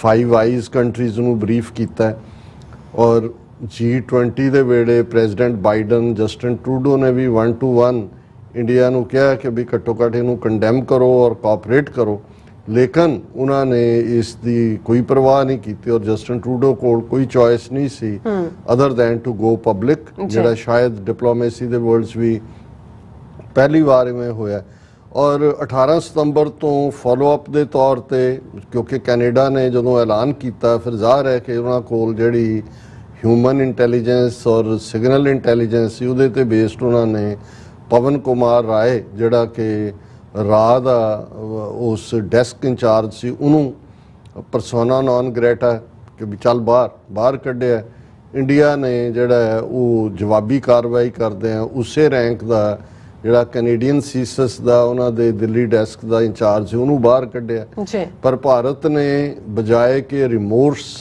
ਦਿਖਾਉਣ ਦੇ ਇੱਕ ਕਦਮ ਹੋਰ ਜਾਂਦੇ ਆ ਜਿਹੜਾ ਉਹ ਆਪਣੇ ਦੁਨੀਆ ਭਰ ਦੇ ਜਿਹੜੇ ਕੌਂਸੂਲੇਟਸ ਔਰ ਹਾਈ ਕਮਿਸ਼ਨ ਔਰ ਐਮਬੈਸੀ ਸੀ ਉਹਨਾਂ ਨੂੰ ਕਿਹਾ ਕਿ ਕਿਸੇ ਵੀ ਕੈਨੇਡੀਅਨ ਸਿਟੀਜ਼ਨ ਨੂੰ ਵੀਜ਼ਾ ਨਹੀਂ ਦਿੱਤਾ ਜਾਏਗਾ ਕੈਨੇਡਾ ਨੇ ਇਸ ਦੇ ਉੱਤੇ ਜਿਹੜਾ ਟਿਟ ਫॉर ਟੈਟ ਨਹੀਂ ਕੀਤਾ ਕੈਨੇਡਾ ਨੇ ਇੰਡੀਅਨਸ ਦੇ ਵੀਜ਼ੇ ਨਹੀਂ ਰੋਕੇ ਉਹਨਾਂ ਨੇ ਉਵੇਂ ਹੀ ਕਾਇਮ ਰੱਖਿਆ ਸੋ ਇੰਡੀਆ ਨੂੰ ਇਹ ਲੱਗਾ ਕਿ ਵੀ ਇਹ ਤਾਂ ਹੁਣ ਜਿਹੜਾ ਮਕਸਦ ਹੈ ਇਕੱਲਾ ਇਹ ਨਹੀਂ ਹੈ ਕਿ ਕੈਨੇਡਾ ਦੇ ਨਾਲ ਕੋਈ ਵੈਰ ਕੱਢਣਾ ਜਾਂ ਦੂਜਾ ਕਿਉਂਕਿ ਜੇ ਤੁਸੀਂ ਕੈਨੇਡਾ ਔਰ ਪੰਜਾਬ ਦੀ ਰਿਲੇਸ਼ਨਸ਼ਿਪ ਦੇਖੋ ਔਰ ਕੈਨੇਡੀਅਨ ਲੰਬਾ ਵਕਤ ਜਿਹੜਾ ਮੰਗ ਤੋਂ ਬਾਅਦ ਭਾਰਤ ਹੀ ਉਹਦੇ 'ਚ ਰੁਕਾਵਟ ਬਣ ਰਿਹਾ ਸੀ ਕੈਨੇਡਾ ਨੇ ਈਵਨ ਇਹ ਦੇਖਦਿਆਂ ਹੋਇਆ ਕਿ ਪੰਜਾਬ ਤੋਂ ਵੱਡੀ ਗਿਣਤੀ 'ਚ ਲੋਕ ਕੈਨੇਡਾ ਆਉਂਦੇ ਨੇ ਆਪਣਾ ਕੌਂਸੂਲੇਟ ਚੰਡੀਗੜ੍ਹ 'ਚ ਵੀ ਖੋਲ੍ਹਿਆ ਹੋਇਆ ਔਰ ਆਉਣ ਵਾਲੇ ਵੀ ਜੇ 2 ਲੱਖ ਸਟੂਡੈਂਟ ਕੈਨੇਡਾ 'ਚ ਆਉਂਦਾ ਹੈ ਤਾਂ ਉਹਦੇ 'ਚੋਂ 70-80 ਹਜ਼ਾਰ ਜਿਹੜਾ ਉਹ ਪੰਜਾਬ ਦਾ ਆਉਂਦਾ ਔਰ ਉਹਨਾਂ ਨੇ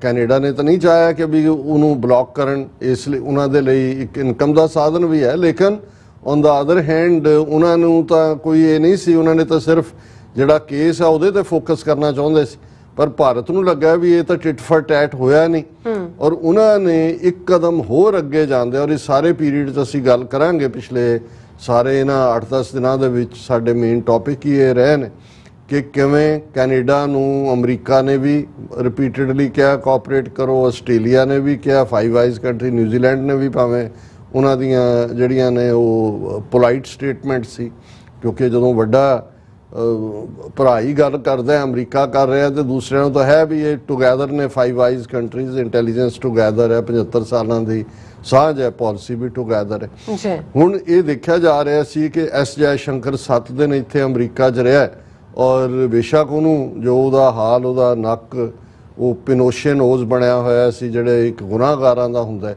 ਲੇਕਿਨ ਇਹ ਨਜ਼ਰ ਆ ਗਿਆ ਸੀ ਕਿ ਡਿਪਾਰਚਰ ਤੋਂ ਪਹਿਲਾਂ ਜਿਹੜੀ ਉਹਨੇ ਲਾਸਟ ਪ੍ਰੈਸ ਕਾਨਫਰੰਸ ਕੀਤੀ ਉਹਦੇ 'ਚ ਅਗੇਨ, ਕਿਉਂਕਿ ਜਦੋਂ ਕੈਨੇਡਾ ਨੇ ਅਕਿਊਜ਼ ਕੀਤਾ ਇੰਡੀਆ ਨੂੰ ਪਬਲਿਕਲੀ ਪਾਰਲੀਮੈਂਟ 'ਚ ਖਲੋ ਕੇ ਟਰੂਡੋ ਨੇ ਕਿ ਭਾਈ ਇਸ ਕਤਲ ਲਈ ਇਹ ਜ਼ਿੰਮੇਵਾਰ ਨੇ, ਤੇ ਜਵਾਬੀ ਬਿਆਨ ਜਿਹੜਾ ਇੰਡੀਆ ਦਾ ਸੀ ਕਿ ਕੈਨੇਡਾ ਤਾਂ ਸੇਫ ਸੈਂਕਚੁਰੀ ਹੈ of terrorist, drug peddlers, criminals. ਇਹ ਡਿਪਲੋਮੈਟਿਕ ਵਰਲਡ 'ਚ ਇਸ ਕਿਸਮ ਦੀ ਬਿਆਨਬਾਜ਼ੀ ਤਾਂ ਕਦੇ ਅਦਰ ਦੈਨ ਕਿ ਇੰਡੀਆ ਪਾਕਿਸਤਾਨ ਨੂੰ ਐਪੀ ਸੈਂਟਰ ਆਫ ਟੈਰਰਿਜ਼ਮ ਇਹ ਉਹ ਕਹਿੰਦਾ ਰਿਹਾ, ਲੇਕਿਨ ਕਿਸੇ ਵੀ ਉਸ ਮੁਲਕ ਨੂੰ ਜਿਨ੍ਹਾਂ ਦੇ ਨਾਲ ਉਹਨਾਂ ਦੀ ਟ੍ਰੇਡ ਵੀ ਜਿਹੜੀ ਹੈ ਉਹ ਵੱਡੇ ਪੈਮਾਨੇ ਤੇ, ਹੋਰ ਕੈਨੇਡਾ ਦੀ ਭਾਰਤ ਨੂੰ ਹੁਣ ਜਿਹੜੇ ਆਪਣੇ ਆਪ ਨੂੰ ਬੜੇ ਨਿਊਕਲੀਅਰ ਔਰ ਦੂਸਰੀ ਪਾਵਰ ਹੋਣ ਦਾ ਦਾਅਵਾ ਕਰਦੇ ਨੇ, ਕਿਉਂਕਿ ਆਪਣਿਆਂ ਨੂੰ ਬਹੁਤਿਆਂ ਨੂੰ ਯਾਦ ਨਹੀਂ ਰਹਿੰਦਾ 1950s ਦੇ ਵਿੱਚ ਕੈਨੇਡਾ ਨੇ ਹੀ ਜਿਹੜਾ ਉਹ ਯੂਰੇਨੀਅਮ ਐਨਰਿਚਮੈਂਟ ਦੇ ਲਈ ਪਲਾਂਟ ਲਾਇਆ ਸੀ। ਜਿਹੜਾ ਹਾਰਡ ਵਾਟਰ ਉਸ ਦੇ ਲਈ ਚਾਹੀਦਾ ਹੁੰਦਾ ਹੈ ਉਹ ਵੀ ਅਮਰੀਕਾ ਔਰ ਕੈਨੇਡਾ ਨੇ ਪਲਾਂਟ ਲਾਇਆ ਸੀ। ਲੇਕਿਨ ਇੰਡੀਆ ਨੇ ਕੈਨੇਡਾ ਔਰ ਅਮਰੀਕਾ ਨੂੰ ਡਿਸੀਵ ਕਰਦੇ ਆ। ਜਦੋਂ 1974 ਦੇ ਵਿੱਚ ਪਹਿਲਾ ਐਟੋਮਿਕ ਬੰਬ ਬਣਾਇਆ ਪੋਖਰਾਨ ਦੇ ਵਿੱਚ ਕੀਤਾ ਉਸ ਦਾ, ਤੇ ਇਹ ਧੋਖਾ ਸੀ ਬੜਾ ਵੱਡਾ। ਔਰ ਜੇ ਸਾਡੇ ਕੋਲ ਰਿਪੋਰਟਿੰਗ ਵੀ ਹੈ ਜਿਹੜੀ ਡੀਕਲਾਸੀਫਾਈਡ ਡਾਕੂਮੈਂਟ ਨੇ ਅਮਰੀਕਨ ਸਟੇਟ ਡਿਪਾਰਟਮੈਂਟ ਦੇ, ਕਿ ਉਦੋਂ ਕੈਨੇਡਾ ਨੇ ਸੈਂਕਸ਼ਨਸ ਲਾ ਦਿੱਤੀਆਂ ਸੀ ਇੰਡੀਆ ਦੇ ਉੱਤੇ 1974 ਕਿ ਭਾਈ ਤੁਹਾਨੂੰ ਅਸੀਂ ਪੀਸਫੁਲ ਬਿਜਲੀ ਪਾਵਰ ਜਨਰੇਸ਼ਨ ਜਾਂ ਦੂਜੇ ਲਈ ਨਿਊਕਲੀਅਰ ਪਲਾਂਟ ਜਾਂ ਯੂਰੇਨੀਅਮ ਔਰ ਹਾਰਡ ਵਾਟਰ ਪਲਾਂਟ ਲਾਇਆ ਸੀ, ਤੁਸੀਂ ਡਿਸੀਵ ਕਰਕੇ ਉਸ ਚੋਂ ਐਟਮ ਬੰਬ ਬਣਾਇਆ।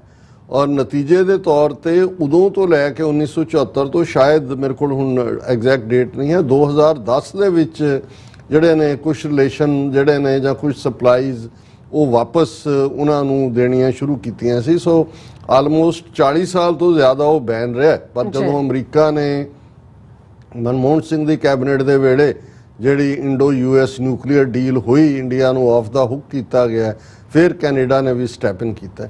ਸੋ ਕੈਨੇਡਾ ਦੀ ਕੋਈ ਛੋਟੀ ਦੇਣ ਨਹੀਂ ਹੈ। ਹੁਣ ਵੀ ਜੇ ਉਹਨਾਂ ਦੀ ਜਿਹੜੇ ਨੰਬਰ 2 ਦੇ ਉੱਤੇ ਜਿੰਨੇ ਮੈਕਸਿਮਮ ਟੂਰਿਸਟ ਇੰਡੀਆ 'ਚ ਸਾਲ 'ਚ ਜਾਂਦੇ ਨੇ, ਜਿਹਦੇ 'ਚੋਂ ਇਹ ਫੋਰਨ ਐਕਸਚੇਂਜ ਬਣਾਉਂਦੇ ਨੇ, ਨੰਬਰ 2 ਦੇ ਵਿੱਚ ਕੈਨੇਡਾ ਹੈ। ਹਾਲਾਂਕਿ ਕੈਨੇਡਾ ਦੀ ਜਿਹੜੀ ਆਬਾਦੀ ਹੈ ਉਹ 4 ਕਰੋੜ ਵੀ ਪੂਰੀ ਨਹੀਂ ਹੈ। ਔਰ ਕੈਨੇਡਾ ਵੱਡਾ ਡੋਨਰ ਵੀ ਹੈ। ਉਹਨਾਂ ਦੇ ਬਹੁਤ ਸਾਰੇ ਜਿਹੜੇ ਪ੍ਰੋਜੈਕਟਸ, ਜਿਹੜੇ ਹੁਣ ਕੈਨੇਡੀਅਨਸ ਦੀ ਜਿਹੜੀ ਪੈਨਸ਼ਨ ਸਕੀਮ ਹੈ ਜਾਂ ਉੱਥੇ ਜਿਹੜੀ ਫੈਡਰਲ ਡਾਇਰੈਕਟ ਇਨਵੈਸਟਮੈਂਟ ਸਕੀਮ ਹੈ, ਉਹਦੇ 'ਚ ਮੈਕਸਿਮਮ ਕੈਨੇਡੀਅਨ ਇਨਵੈਸਟਮੈਂਟ ਹੈ। ਸੋ ਇਹ ਅਜੇ ਤੱਕ ਇਹਨਾਂ ਨੂੰ ਇਹ ਰਿਅਲਾਈਜੇਸ਼ਨ ਨਹੀਂ ਹੈ ਕਿ ਜੇ ਇਹ ਜਿਸ ਪਾਸੇ ਨੂੰ ਇੰਡੀਆ ਤੁਰਿਆ ਹੋਇਆ ਹੈ, ਜੇ ਫਾਈਵ ਆਈਜ਼ ਨੇ ਇਕਨੋਮਿਕਲ ਸੈਂਕਸ਼ਨਸ ਦੀ ਗੱਲ ਕੀਤੀ ਤੇ ਇਹਨਾਂ ਦਾ ਰੁਪਈਆ ਹੁਣ ਤਾਂ ਮੇਰੇ ਖਿਆਲ 80 ਕੇ 82 ਦੇ ਨੇੜੇ ਤੇੜੇ ਲੁੜਕ ਰਿਹਾ ਹੈ ਜੀ, 87 ਤੇ ਹੈ। ਹਾਂਜੀ। ਔਰ ਫਿਰ ਤਾਂ ਇਹ ਜਾ ਕੇ ਜਿਹੜਾ ਉਹ ਉਹਨਾਂ ਦਾ ਹਾਲ ਕੀ ਹੋਏਗਾ ਉਹਦਾ ਉਹਨਾਂ ਨੂੰ ਅੰਦਾਜ਼ਾ ਨਹੀਂ, ਕਿਉਂਕਿ ਆਲਮੋਸਟ ਜਿੰਨਾ ਟ੍ਰੇਡ ਇੰਡੀਆ ਦਾ ਹੈ ਉਹਦੇ ਚੋਂ 40% ਇਹ ਫਾਈਵ ਆਈਜ਼ ਕੰਟਰੀ ਦੇ ਨਾਲ ਹੈ। ਹੁਣ ਇਸ ਸਭ ਦੇ ਬਾਵਜੂਦ ਕਿ ਇਸ ਨੇ ਐਸ ਜੈ ਸ਼ੰਕਰ ਨੇ ਜਦੋਂ ਡਿਪਾਰਟਿੰਗ ਸਟੇਟਮੈਂਟ ਦਿੱਤੀ, ਉਹ ਵੀ ਉਸੇ ਲਾਈਨ ਦੇ ਉੱਤੇ ਹੀ ਸੀ ਜਿਹੜਾ ਉਹਨਾਂ ਦਾ ਪਹਿਲਾ ਰਿਐਕਸ਼ਨ ਸੀ ਕੈਨੇਡਾ ਦੇ ਖਿਲਾਫ।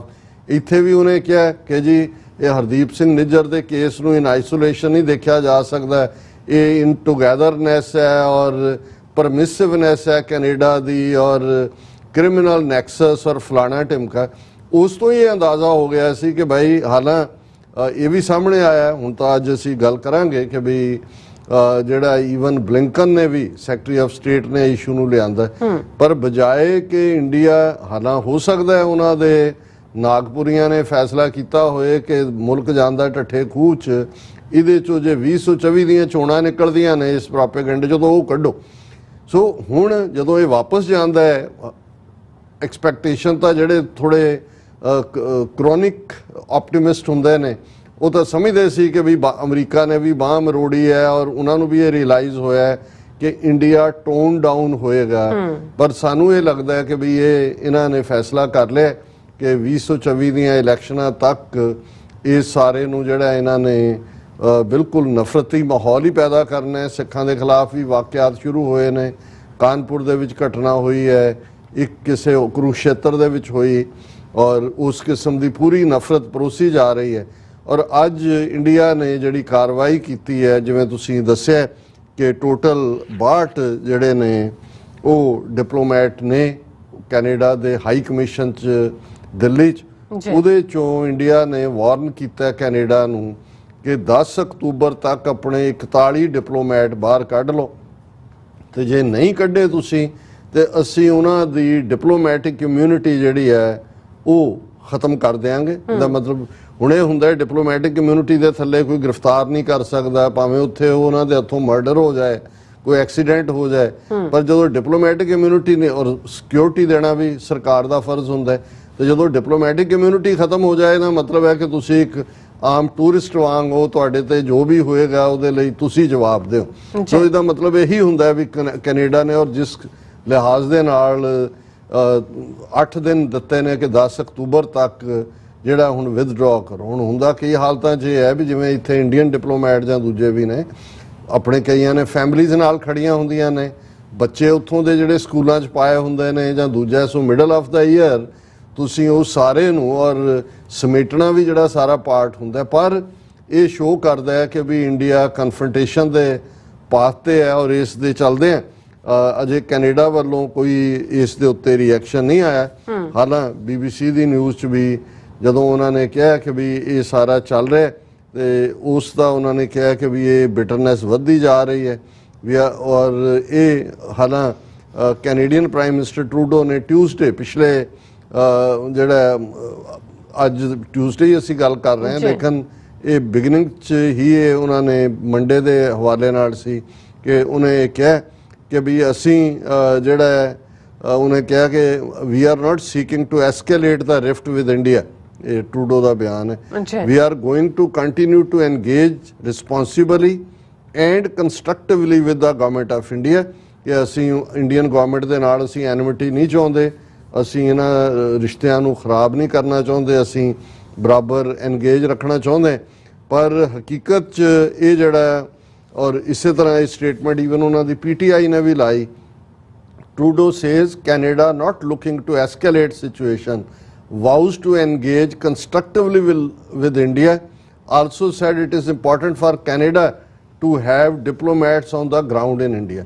ਹੁਣ ਇਧਰ ਉਹ ਕਹਿ ਰਿਹਾ ਵੀ ਅਸੀਂ ਇਸ ਲਈ ਅਸੀਂ ਨਹੀਂ ਐਸਕੇਲੇਟ ਚਾਹੁੰਦੇ, ਅਸੀਂ ਚਾਹੁੰਦੇ ਹਾਂ ਵੀ ਸਾਡੇ ਡਿਪਲੋਮੈਟ ਉੱਥੇ ਰਹਿਣ ਔਰ ਅਸੀਂ ਜਿਹੜਾ ਕੰਸਟਰਕਟਿਵ ਡਾਇਲੌਗ ਕਰਨਾ ਚਾਹੁੰਦੇ ਹਾਂ। ਉਹਨਾਂ ਨੇ 41 ਡਿਪਲੋਮੈਟਸ ਨੂੰ ਕਿਹਾ ਵੀ ਆਪਣਾ ਬੰਨੋ ਬੋਰੀਆ ਬਿਸਤਰਾ ਔਰ ਜਿਹੜਾ ਉਹ 10 ਅਕਤੂਬਰ ਤੋਂ ਪਹਿਲਾਂ ਜਿਹੜਾ ਇੱਥੋਂ ਬਾਹਰ ਨਿਕਲੋ।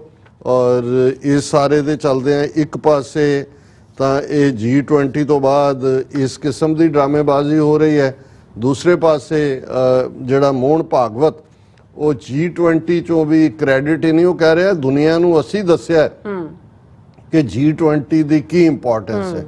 G20 gained prominence when India hosted it, Mohan Bhagwat kya he claimed that for various reasons India did not follow these paths immediately after gaining independence and instead took a different direction। ਉਹਨੇ ਕਿਹਾ ਜੀ ਆਜ਼ਾਦੀ ਤੋਂ ਬਾਅਦ ਭਾਰਤ ਦੇ ਹਾਕਮਾਂ ਨੇ ਜਿਹੜਾ ਇਸ ਪਾਸਿਓਂ ਆਏ ਹੀ ਨਹੀਂ ਸੀ, ਅਸੀਂ ਹੁਣ ਦੁਨੀਆ ਨੂੰ ਦੱਸਿਆ G20 ਦੀ ਅਹਿਮੀਅਤ ਕੀ ਹੈ, ਕਿਉਂਕਿ ਅਸੀਂ ਜਿਹੜਾ ਉਹ 75th ਐਨੀਵਰਸਰੀ ਦੀ RSS ਦੀ ਬੰਗਾਲੀ ਮੈਗਜ਼ੀਨ ਸਵਸਤਿਕਾ, ਹੁਣ ਜਦੋਂ ਅਸੀਂ ਇਹ ਕਹਿੰਦੇ ਹਾਂ ਕਿ ਵੀ ਇਹ ਨਾਜ਼ੀਆਂ ਦੀ ਤਰਜ਼ ਦੀ ਹਕੂਮਤ ਹੈ, RSS ਬਣੀ ਉਹਦੇ ਤੇ ਹੈ, ਈਵਨ ਜਿਹੜੀ ਬੰਗਾਲੀ ਜ਼ਬਾਨ ਦੇ ਵਿੱਚ ਇਹਨਾਂ ਦੀ ਪਬਲੀਕੇਸ਼ਨ ਉਹਦਾ ਨਾਂ ਹੀ ਸਵਸਤਿਕਾ ਹੈ।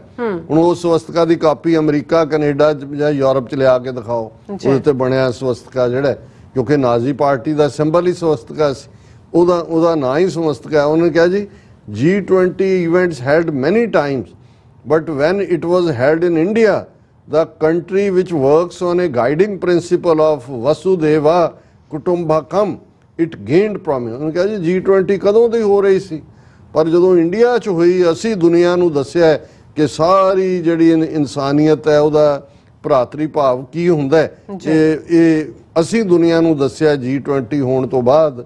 ਹੁਣ ਜੇ ਇਸ ਨੂੰ ਹੀ ਭਰਾਤਰੀ ਭਾਵ ਕਹਿੰਦੇ ਨੇ ਕਿ ਭਾਈ ਤੁਸੀਂ G20 ਦੇ ਦੌਰਾਨ ਉੱਥੇ ਕੀ ਕੀਤਾ, ਉਸ ਤੋਂ ਪਹਿਲਾਂ ਮੋਦੀ ਜਿਸ ਦਿਨ 18 ਜੂਨ ਨੂੰ ਅਮਰੀਕਾ ਦੀ ਧਰਤੀ ਤੇ ਉਤਰਿਆ, ਉਦਨ 18 ਜੂਨ ਨੂੰ ਸਰੀ ਗੁਰਦੁਆਰਾ ਸਾਹਿਬ ਦੇ ਕੰਪਲੈਕਸ 'ਚ ਭਾਈ ਹਰਦੀਪ ਸਿੰਘ ਨਿੱਜਰ ਦਾ ਮਰਡਰ ਕੀਤਾ ਗਿਆ।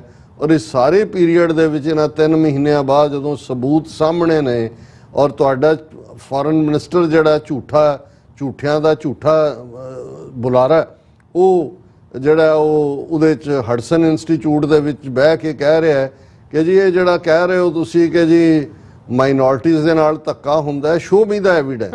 ਔਰ ਇਸ ਦੇ ਉੱਤੇ ਬਹੁਤ ਸਾਰਿਆਂ ਨੇ ਜੋਕ ਬਣਾਏ ਨੇ ਵੀ ਵਾਕਿਆ ਹੀ ਪ੍ਰੂਫ ਤਾਂ ਕੋਈ ਹੈ ਨਹੀਂ।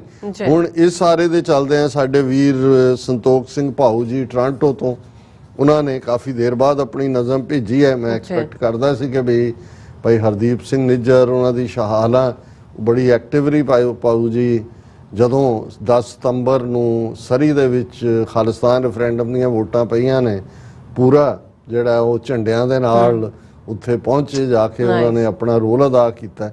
ਅੱਜ ਹੀ ਉਹਨਾਂ ਦੀ ਇਹ ਨਜ਼ਮ, ਕਿਉਂਕਿ ਜੋ ਅਸੀਂ ਇਹ ਤਬਦੀਲੀ ਦੇਖ ਰਹੇ ਹਾਂ, ਹਾਲਾਂਕਿ ਜੋ ਇੰਡੀਆ ਦੀ ਕਰਤੂਤ ਹੁਣ 41 ਡਿਪਲੋਮੈਟ ਕੱਢਣ ਨਾਲ ਹੈ, ਇਹ ਆਪਣੀ ਕਬਰ ਆਪ ਹੀ ਖੋਦ ਰਹੇ ਨੇ। ਜਾਂ ਜਿਵੇਂ ਦਲ ਖਾਲਸਾ ਨੇ ਇੱਕ ਬੜੀ ਖੂਬਸੂਰਤ ਸਟੇਟਮੈਂਟ ਦਿੱਤੀ ਸੀ, ਉਹਨਾਂ ਨੇ ਕਿਹਾ ਵੀ ਇਹ ਜਿਹੜੀ ਹਰਦੀਪ ਸਿੰਘ ਨਿੱਜਰ ਦੀ ਸ਼ਹਾਦਤ ਹੈ, ਇਹ ਭਾਰਤੀ ਸਾਮਰਾਜ ਦੇ ਤਾਬੂਤ ਵਿੱਚ ਅਖੀਰਲਾ ਕਿੱਲ ਹੈ, last nail in the coffin of Hindutva empire.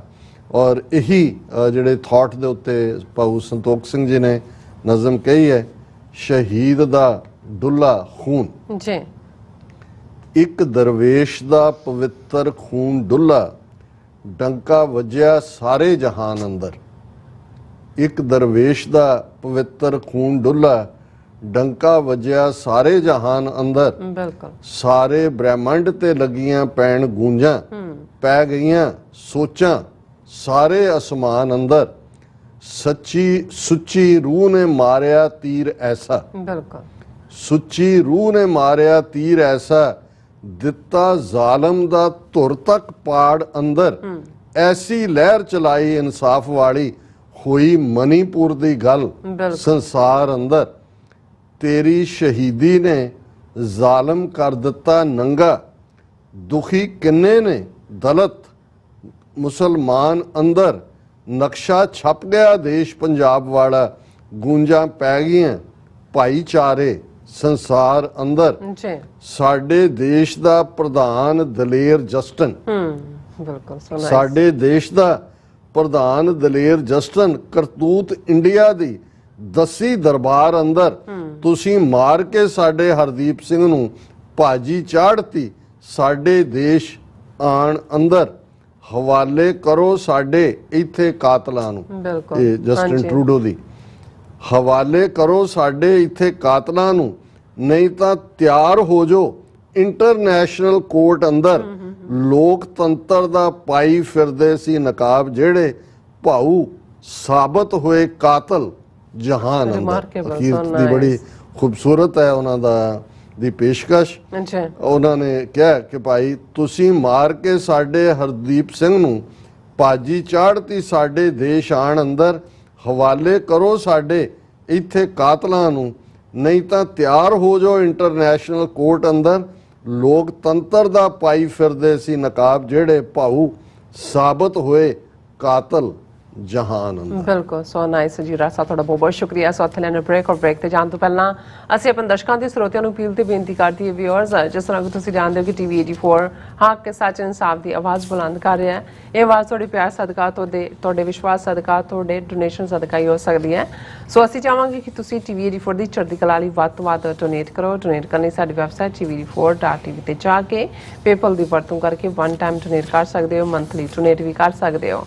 ਤੁਸੀਂ TV 84 ਦੇ ਨਾਮ ਤੇ ਚੈੱਕ ਬਣਾ ਕੇ ਸਾਨੂੰ ਮੇਲ ਵੀ ਕਰ ਸਕਦੇ ਹੋ ਸਾਡੇ ਇਸ ਪਤੇ ਤੇ 36-01 37th Avenue, Long Island City, New York 11101 USA, ਜਾਂ ਫਿਰ ਤੁਸੀਂ ਸਾਨੂੰ ਫੋਨ ਰਾਹੀਂ ਸੰਪਰਕ ਕਰ ਸਕਦੇ ਹੋ 5166191984। ਤੁਸੀਂ ਸਾਨੂੰ ਈਮੇਲ ਵੀ ਕਰ ਸਕਦੇ ਹੋ info@tv84.tv ਤੇ। ਅਸੀਂ ਤੁਹਾਡੇ ਤਹਿ ਦਿਲ ਤੋਂ ਸ਼ੁਕਰਗੁਜ਼ਾਰ ਹੋਵਾਂਗੇ। ਸੋ ਥੱਲੇ ਨੇ ਬ੍ਰੇਕ ਵਿਊਅਰਸ, ਤੁਸੀਂ ਸਾਨੂੰ ਇਸੇ ਤਰ੍ਹਾਂ ਬਣੇ ਰਹਿਣਾ। ਮਿਲਦੇ ਹਾਂ after this short break.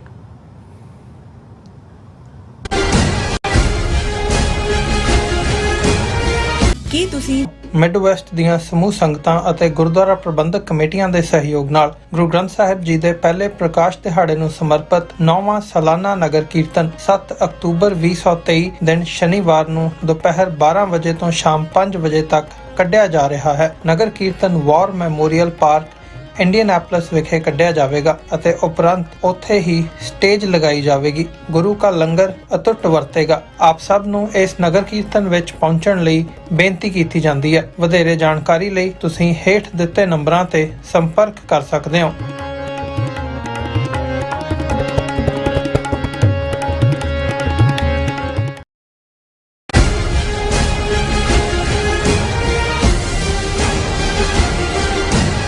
ਦਰਸ਼ਕੋ, break ਤੋਂ ਬਾਅਦ ਤੁਹਾਡਾ ਸਭ ਦਾ ਭਰਪੂਰ ਸਵਾਗਤ ਹੈ। ਸੋ ਵੀਅਰਸ, ਗੱਲਬਾਤ ਕਰਨ ਜਾ ਰਹੇ ਹਾਂ ਕਿ ਜੇ ਭਾਰਤ ਵੱਲੋਂ ਕੈਨੇਡਾ ਦੇ ਖਿਲਾਫ ਗਰਮੀ ਵਧਾਈ ਜਾ ਰਹੀ ਹੈ ਤਾਂ ਦੂਸਰੇ ਪਾਸੇ ਅਮਰੀਕਾ ਨੇ ਭਾਰਤ ਦੀ ਪੂਰੀ ਬਾਂਹ ਮਰੋੜੀ ਹੋਈ ਹੈ ਕਿ ਉਹ ਹਰਦੀਪ ਸਿੰਘ ਨਿੱਜਰ ਦੇ ਕਤਲ ਮਾਮਲੇ ਵਿੱਚ ਕੈਨੇਡਾ ਨਾਲ ਮਿਲਵਰਤਨ ਕਰੇ।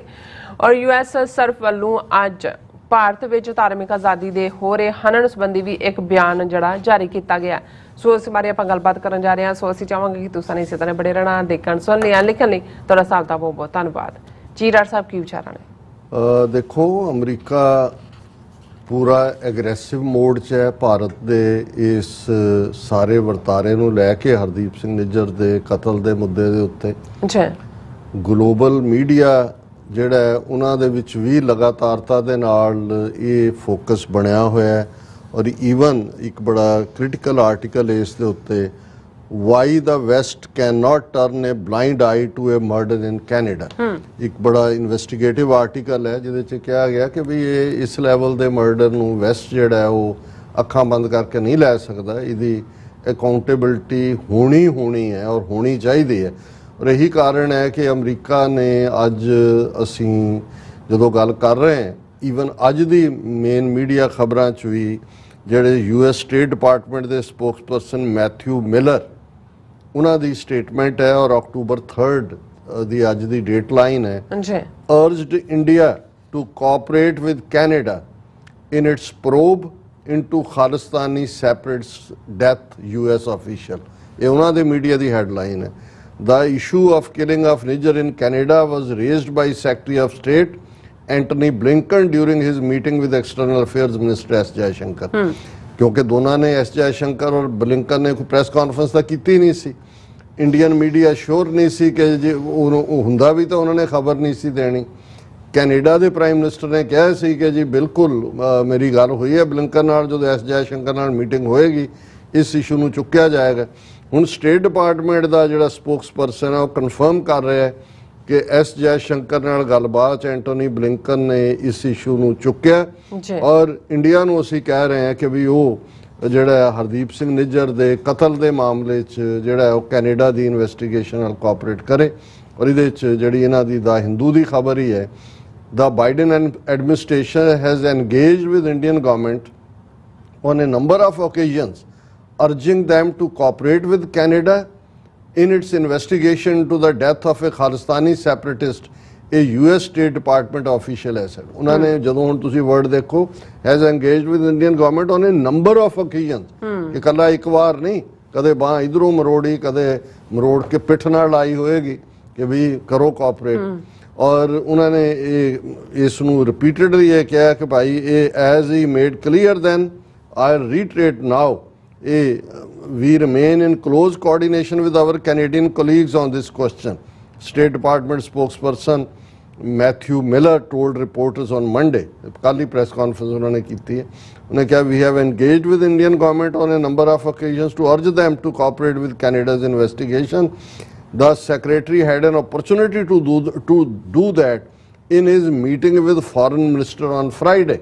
ਉਹਨੇ ਕਿਹਾ ਜੀ ਸ਼ੁੱਕਰਵਾਰ ਦੀ ਮੀਟਿੰਗ 'ਚ ਵੀ ਚੁੱਕਿਆ ਔਰ ਨੰਬਰ ਆਫ ਓਕੇਜ਼ਨਸ 'ਤੇ ਜਿਹੜਾ ਉਹਨਾਂ ਨੇ ਫਿਰ ਜਦੋਂ ਉਹਨਾਂ ਨੇ ਪੱਤਰਕਾਰਾਂ ਨੇ ਪੁੱਛਿਆ when asked if India has agreed to cooperate with Canada, ਕਿ ਬਈ ਇੰਡੀਆ ਨੇ ਕਿਹਾ ਵੀ ਕਰੇਗਾ, ਉਹਨੇ ਕਿਹਾ mister Miller said this is for New Delhi to respond to, ਕਿ ਇਹਦਾ ਸਵਾਲ ਦਾ ਜਵਾਬ ਉਹਨਾਂ ਨੂੰ ਪੁੱਛੋ। I let the Indian government speak for themselves and I will speak for the United States government and we urge that cooperation. ਇਹ ਬੜੀ ਸਖਤ ਲਾਈਨ ਹੈ। ਡਿਪਲੋਮੇਸੀ 'ਚ ਜਦੋਂ ਇੱਦਾਂ ਦੀ ਲੈਂਗੁਏਜ ਆ ਜਾਣ ਕਿ ਉਹਨਾਂ ਨੂੰ ਪੁੱਛੋ, ਪਰ ਅਸੀਂ ਇਹ ਕਹਿਣਾ ਚਾਹੁੰਦੇ ਹਾਂ ਵੀ ਅਸੀਂ ਇਹਨਾਂ ਨੂੰ ਕਿਹਾ ਵੀ ਕੋਆਪਰੇਟ ਕਰੋ।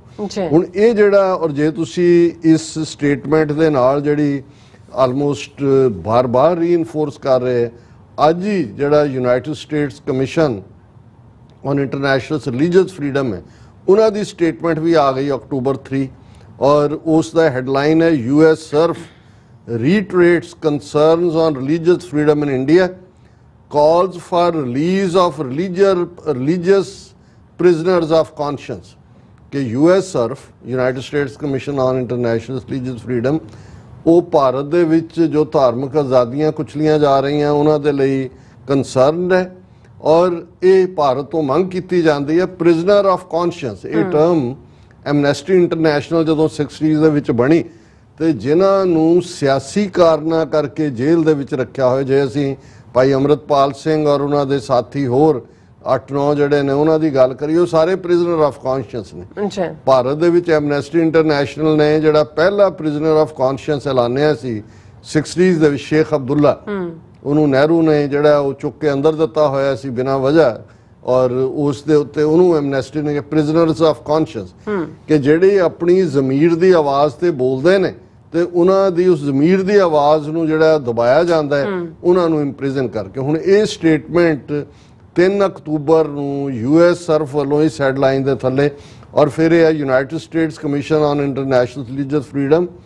Head a hearing on advancing religious freedom within the US India bilateral relationship. ਹੁਣ ਇੰਡੀਆ ਔਰ US ਦੀ ਜਿਹੜੀ ਬਾਈਲੈਟਰਲ ਰਿਲੇਸ਼ਨਸ਼ਿਪ ਹੈ ਉਹਦੇ 'ਚ ਰਿਲੀਜੀਅਸ ਫਰੀडम ਦਾ ਇਸ਼ੂ ਵੀ ਨਾਲ ਉਹਨਾਂ ਨੇ ਜੋੜ ਦਿੱਤਾ ਕਿ ਵੀ ਅਦਰਵਾਈਜ਼ ਇਹ ਅੱਗੇ ਨਹੀਂ ਤੁਰੇਗੀ। ਇਹਦੇ 'ਤੇ ਉਹਨਾਂ ਨੇ ਜਿਹੜੀ ਹੈ ਉਹ ਉਹਦੇ 'ਤੇ ਹੀਅਰਿੰਗ ਕੀਤੀ with or which highlighted the Indian government's legal framework and enforcement of discriminatory politics against religious minorities। ਕਿ ਇਸ ਹੀਅਰਿੰਗ 'ਚ ਇਹ ਸਾਹਮਣੇ ਆਇਆ ਕਿ ਭਾਰਤ ਦੇ ਵਿੱਚ religious minorities ਦੇ ਨਾਲ ਬਹੁਤ ਧੱਕਾ ਹੋ ਰਿਹਾ ਹੈ। Witnesses gave testimony exploring policy options for United States to work with India to combat religious freedom violations and other related human rights in the country।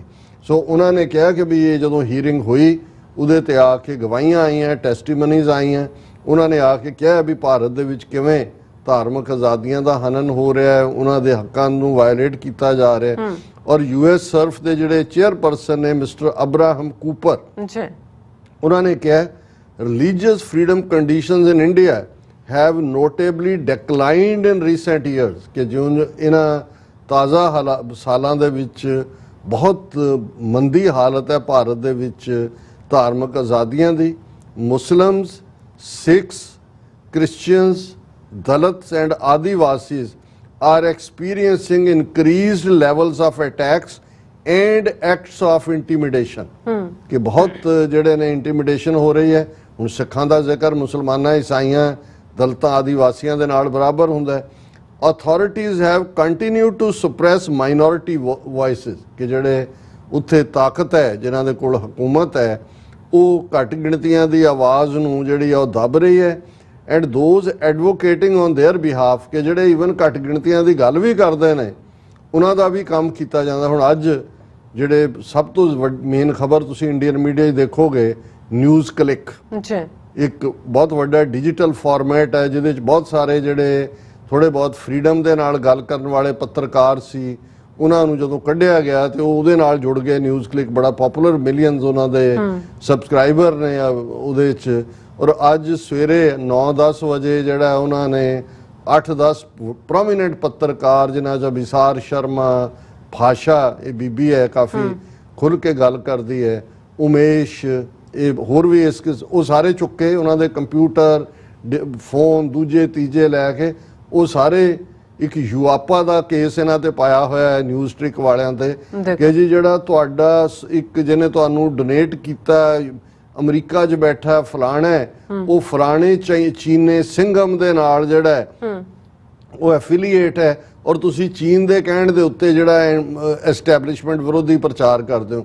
ਸੋ ਮਤਲਬ ਇਹ ਹੈ ਵੀ ਜਿਹੜੀ ਮਾੜੀ ਮੋਟੀ ਆਜ਼ਾਦੀ ਦੀ ਆਵਾਜ਼ ਮੀਡੀਆ ਤੋਂ ਉੱਥੇ ਵੈਸੇ ਹੀ ਕਾਬੂ ਹੈ, ਅੱਜ ਮਤਲਬ ਉਸ ਦੇ ਉੱਤੇ ਵੀ ਉਹਨਾਂ ਨੇ ਪੂਰਾ, ਮਤਲਬ ਇਹ ਹੈ ਵੀ 2024 ਦੀਆਂ ਚੋਣਾਂ ਤੋਂ ਪਹਿਲਾਂ ਜਿਹੜੇ ਮਾੜੇ ਮੋਟੇ ਮੋਦੀ ਦੇ ਵਿਰੋਧੀ ਨੇ ਉਹਨਾਂ ਦੀ ਆਵਾਜ਼ ਵੀ ਬੰਦ ਹੋ ਰਹੀ। ਉਹਨਾਂ ਨੇ ਕਿਹਾ ਕਿ ਭਾਈ ਜਿਹੜੇ ਇਹੀ ਨੇ ਵੀ ਘੱਟ ਗਿਣਤੀਆਂ ਦੇ ਉੱਤੇ ਤੁਸੀਂ ਜ਼ੁਲਮ ਕਰ ਰਹੇ ਹੋ, ਜਿਹੜੇ ਉਹਨਾਂ ਦੀ ਆਵਾਜ਼ ਚੁੱਕ ਰਹੇ ਨੇ ਔਰ ਜਿਹੜੇ ਉਹਨਾਂ ਚੋਂ 2-4-5 ਨੂੰ ਛੱਡਤਾ ਪੁੱਛਗਿੱਛ ਤੋਂ ਬਾਅਦ, ਉਹਨਾਂ ਨੂੰ ਜਿਹੜੇ ਸਵਾਲ ਪੁੱਛੇ ਗਏ, ਪੁਲਿਸ ਕਸਟਡੀ 'ਚ ਰੱਖਿਆ, ਕੀ ਤੁਸੀਂ ਕਿਸਾਨ ਮੂਵਮੈਂਟ ਦੀ ਹਮਾਇਤ ਕੀਤੀ ਸੀ? ਉਹ ਕਹਿੰਦੇ ਜੀ ਹਾਂ, ਕਵਰੇਜ ਕੀਤੀ ਸੀ।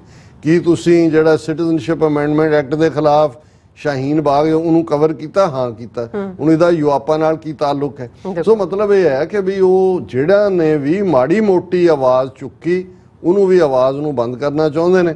ਫਿਰ ਉਹਨਾਂ ਕਿਹਾ these trends and their implications for US foreign policy should not be ignored। ਉਹਨਾਂ ਨੇ ਆਪਣੀ ਹਕੂਮਤ ਨੂੰ ਕਿਹਾ ਕਿ ਇਹ ਜੋ ਇਹਨਾਂ ਦਾ ਰਵੱਈਆ ਹੈ ਜਾਂ ਦੂਜਾ, ਤੁਸੀਂ ਸਟ੍ਰੈਟੇਜਿਕ ਪਾਰਟਨਰ ਔਰ ਦੂਜੇ ਦੇ ਥੱਲੇ ਇਹਨੂੰ ਇਗਨੋਰ ਨਾ ਕਰੋ।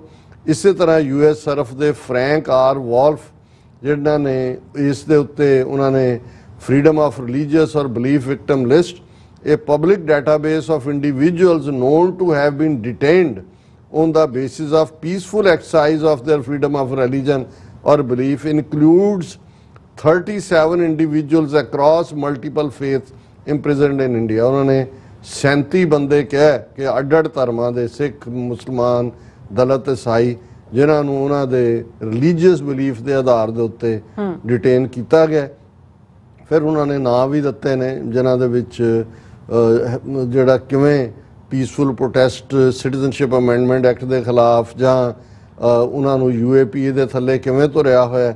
ਔਰ ਐਂਡ 'ਚ ਇਹ ਸਟੇਟਮੈਂਟ ਦੇ ਉਹਨਾਂ ਨੇ ਆਪਣੀ ਗਵਰਨਮੈਂਟ ਨੂੰ ਕਿਹਾ ਕਿ 2020 ਤੋਂ ਅਸੀਂ ਲਗਾਤਾਰਤਾ ਨਾਲ since 2020 US SURF has recommended that US Department of State designate India as a country of particular concern for its systematic, ongoing and egregious violation of religious freedom ਕਿ ਉਹ ਲਗਾਤਾਰਤਾ ਨਾਲ ਜਿਹੜੀ ਹੈ ਧਾਰਮਿਕ ਆਜ਼ਾਦੀਆਂ ਕੁਚਲ ਰਹੇ ਨੇ। ਅਸੀਂ ਸਟੇਟ ਡਿਪਾਰਟਮੈਂਟ ਨੂੰ ਕਹਿੰਦੇ ਹਾਂ ਵੀ ਇੰਡੀਆ ਨੂੰ ਕੰਟਰੀ ਆਫ ਪਾਰਟਿਕੂਲਰ ਕੰਸਰਨ ਐਲਾਨਿਆ ਜਾਏ। ਉਹਨਾਂ ਨੇ ਕਿਹਾ ਕਿ ਭਾਈ ਅਸੀਂ ਬਾਈਡਨ ਨਾਲ ਮਿਲਣ ਤੋਂ ਪਹਿਲਾਂ ਵੀ ਮੋਦੀ ਨੇ ਜਦੋਂ ਆਉਣਾ ਸੀ ਇਹੀ ਗੱਲ ਹਾਈਲਾਈਟ ਕੀਤੀ ਸੀ ਔਰ ਅਸੀਂ ਇਸ ਦੇ ਉੱਤੇ ਜਿਹੜੀ ਹੈ ਜਿਹੜੇ ਇੰਡੀਆ ਦੇ state level anti conversion law ਨੇ ਔਰ ਹੋਰ ਉਹਨਾਂ ਦੀਆਂ ਵਾਇਲੇਸ਼ਨਸ ਨੇ ਰਿਲੀਜੀਅਸ ਮਾਈਨੋਰਟੀਜ਼ ਨਾਲ ਉਹਨਾਂ ਨੂੰ ਹਾਈਲਾਈਟ ਕੀਤਾ ਸੀ। ਸੋ ਅਸੀਂ ਸਮਝਦੇ ਹਾਂ ਕਿ ਵੀ ਇਨ ਸਪਾਈਟ ਆਫ ਕਿ ਉਹ ਕਿੰਨਾ ਛਟਪਟਾ ਰਹੇ ਨੇ ਕੀ ਹੈ, ਅਮਰੀਕਾ ਨੇ ਆਪਣੀ ਹੀਟ ਔਨ ਕੀਤੀ ਹੋਈ ਹੈ ਔਰ ਲਗਾਤਾਰਤਾ ਨਾਲ ਉਹ ਕਾਂਗਰਸਮੈਨ ਜਿਹੜੇ ਸਿੱਖ ਕਾਕਸ ਦਾ ਹਿੱਸਾ ਨੇ ਔਰ ਅਦਰਵਾਈਜ਼ ਵੀ ਉਹ ਆਪਣੀ ਆਵਾਜ਼ ਚੁੱਕ ਰਹੇ ਨੇ ਕਿ ਭਾਈ ਇਹ ਅਮਰੀਕਾ 'ਚ ਵੀ ਤੁਸੀਂ ਇੰਟਰਫੀਅਰ ਇੰਡੀਅਨ ਏਜੰਸੀਆਂ ਦੀ ਔਰ ਜੋ ਕੈਨੇਡਾ 'ਚ ਹੋਇਆ। ਅੱਜ ਇੱਕ ਜੋਸ਼ ਹਾਰਡਰ ਇਹ ਕੈਲੀਫੋਰਨੀਆ ਤੋਂ ਕਾਂਗਰਸਮੈਨ ਨੇ ਉਹਨਾਂ ਦੀ ਸਟੇਟਮੈਂਟ ਹੈ। ਉਹਨਾਂ ਨੇ ਕਿਹਾ ਕਿ as a proud representative for one of the oldest and largest Sikh communities in California and member of American Sikh Congressional Caucus, I am deeply concerned by ongoing violence and targeted attacks against Sikh individuals। कि मैं California तो congressman है जिथे सिख सब तो पहला आए oldest Sikh community है। मैं अमरीकन सिख कांग्रेशनल कॉकस का मैंबर भी हैं और मैनू बहुत फिक्र है जी सिखां के खिलाफ टारगेटेड किलिंग और वायलेंस हो रही है। I remain committed to fighting against political violence and injustice in all forms as well as to ensure the safety and prosperity of Sikhs across the world. कि भी मैं कमिटेड है किसी भी किस्म की सियासी वायलेंस और इनजस्टिस दे और इस गल नूं मैं यकीनी बनावांगा कि भाई सिख जिथे जिथे भी दुनिया च ने उन्हां दी सेफ्टी और प्रॉस्पेरिटी नूं यकीनी बनाया जाए। I fully support investigations into the assassination of Hardeep Singh Nijjar and अर्ज that those found guilty be held accountable for their actions. कि भी मैं हरदीप सिंह निज्जर के मामले फुल इन्वेस्टिगेशन उस दी जिहड़ी है वो पड़ताल होए और जिहड़े उस दे लई दोषी पाए जाण उन्हां नूं सज़ा याफ्ता किया जाए। सो ये कल असीं आस्ट्रेलियन शूब्रिज MP की गल की सी ग्रीन पार्टी दे और साडे वीर ने सानूं उन्हां दा ट्वीट भी भेजिया कि उन्हां ने मजबूती दे नाल जिहड़ा है वो सिखां दे नाल खलोते ने और इस तरह जिहड़ा वॉक जिहड़ी है इस मुद्दे दे उत्ते हो रही है जो इन्हां दियां किलिंग सप्री और इंटरफीयरेंस है सिखां दे मामलिਆਂ 'ਚ ਉਸ ਦੇ ਵਿੱਚ ਵੀ ਜਿਹੜੇ ਮਿਸਟਰ ਸ਼ੂਬਰਿਜ ਨੇ ਉਹ ਪਾਰਟਿਸਿਪੇਟ ਕਰਨਗੇ। ਸੋ ਮੈਂ ਕਨਕਲੂਜਨ ਤੋਂ ਪਹਿਲਾਂ ਸਾਡੇ ਨਾਲ ਵੀ ਸੰਪਰਕ ਰੱਖਦੇ ਨੇ ARY ਦੇ ਰਿਪੋਰਟਰ ਨੇ ਮਿਸਟਰ ਜਹਾਂਦਾਦ ਔਰ ਅੱਜ ਜਦੋਂ ਸ਼ਾਇਦ ਪਿਛਲੇ ਕੱਲ ਦੀ ਹੋਏਗੀ ਪ੍ਰੈਸ ਕਾਨਫਰੰਸ ਉਹਦੇ 'ਚ ਮਿਸਟਰ ਜਹਾਂਦਾਦ ਨੇ ਜਿਹੜਾ ਉਹ ਸਵਾਲ ਪੁੱਛਿਆ ਸਟੇਟ ਡਿਪਾਰਟਮੈਂਟ ਦੇ ਸਪੋਕਸਪਰਸਨ ਨੂੰ ਕਿ ਵੀ ਜਿਹੜਾ ਖਾਲਿਸਤਾਨ ਰੈਫਰੈਂਡਮ ਹੈ ਜਾਂ ਜਿਹੜੇ ਸਿੱਖ ਹੁਣ ਖਾਲਿਸਤਾਨ ਦੀ ਆਜ਼ਾਦੀ ਦੀ ਗੱਲ ਕਰਦੇ ਨੇ, ਅਮਰੀਕਾ ਦੇ ਵਿੱਚ ਕੀ ਤੁਸੀਂ ਉਹਨਾਂ ਦੀ ਸਪੋਰਟ ਕਰਦੇ ਹੋ ਜਾਂ ਉਹਨਾਂ ਦਾ? ਔਰ ਉਹਨੇ ਜਿਹੜਾ ਜਵਾਬ ਦਿੱਤਾ ਹੈ, ਕਿਉਂਕਿ ਜੇ ਮੈਂ ਕਿਹਾ ਤੇ ਹੋਏਗਾ ਜੀ ਅਸੀਂ ਟਵਿਸਟ ਕਰਦੇ ਹਾਂ, ਉਹ 1.5 ਮਿੰਟ ਦੀ ਵੀਡੀਓ ਹੈ ਔਰ ਮੈਂ ਆਪਣੀ ਟੈਕਨੀਕਲ ਟੀਮ ਨੂੰ ਕਹਾਂਗਾ ਕਿ ਉਸ ਨੂੰ ਚਲਾ ਦੇਣ ਕਿ ਉਹ ਸਵਾਲ ਕੀ ਪੁੱਛਿਆ ਗਿਆ ਤੇ ਕਿਵੇਂ ਕਲੈਰਿਟੀ ਦੇ ਨਾਲ ਉਹਨਾਂ ਨੇ ਕਿਹਾ ਕਿ ਵੀ ਇੱਥੇ ਹੱਕ ਹੈ ਪੀਸਫੁਲ ਅਸੈਂਬਲੀ ਦਾ, ਆਪਣੀ ਗੱਲ ਕਹਿਣ ਦਾ। ਸੋ ਇਹ ਅਸੀਂ ਦੇਖਦੇ ਹਾਂ ਕਿ ਵੀ ਅਮਰੀਕਾ ਨੇ ਵੀ ਅੱਡੀ ਗੱਡ ਲਈ ਹੈ ਔਰ ਹੋਪਫੁਲੀ ਇਹ ਜਿਹੜੀ ਪੋਜੀਸ਼ਨ ਹੈ ਇਵੇਂ ਹੀ ਕਾਇਮ ਰਹੇਗੀ ਜਦੋਂ ਤੱਕ ਭਾਈ ਹਰਦੀਪ ਸਿੰਘ ਨਿੱਜਰ ਦੇ ਕਾਤਲਾਂ ਨੂੰ ਸਜ਼ਾ ਨਾ ਮਿਲੇ। ਔਰ ਜਿਹੜਾ ਈਵਨ ਵਿਦਨ ਅਮਰੀਕਾ ਵੀ ਇੰਡੀਅਨ ਏਜੰਸੀਆਂ ਦਾ ਗੰਦਾ ਪਲਾਟ ਸੀ ਖਾਲਿਸਤਾਨੀ ਐਕਟਿਵਿਸਟ ਨੂੰ ਟਾਰਗੇਟ ਕਰਨ ਦਾ, ਜਿਹਨੂੰ FBI ਨੇ ਅਗਾਊਂ ਵਾਰਨਿੰਗ ਦੇ ਨਾਲ ਜਿਹੜਾ ਉਹ ਨਾਕਾਮ ਬਣਾਇਆ, ਉਹਦੇ ਲਈ ਵੀ ਜਿਹੜੀ ਹੈ ਇੱਥੇ ਵੀ ਇਹਨਾਂ ਦੇ ਜੋ ਵੀ ਵਾਸ਼ਿੰਗਟਨ ਤੋਂ ਲੈ ਕੇ ਇਹਨਾਂ ਦੇ ਕੌਂਸੂਲੇਟ 'ਚ ਬਿਠਾਏ ਹੋਏ ਰਾਹ ਦੇ ਜਿਹੜੇ ਕਰਿੰਦੇ ਨੇ ਉਹਨਾਂ ਨੂੰ ਵੀ ਪਰਸੋਨਾ ਨੌਨ ਗ੍ਰੇਟਾ ਬਣਾ ਕੇ ਬਾਹਰ ਕੱਢਿਆ ਜਾਏ। ਸੋ ਮੈਂ ਆਪਣੀ ਟੈਕਨੀਕਲ ਟੀਮ ਨੂੰ ਕਹਾਂਗਾ ਕਿ ਉਹ ਕਲਿੱਪ ਚਲਾ ਦੇਣ। Chance, I'm good. You just spoke in detail about India-Canada tensions, but what is U.S. position on the Khalistan issue? Because there are thousands of Sikhs living in United States, and there is a U.S.-based advocacy group, Sikhs for Justice, managing the Khalistan referendum. So, is it any policy on that, or is it just a matter of free speech? So we're not going to comment on the unofficial referendum.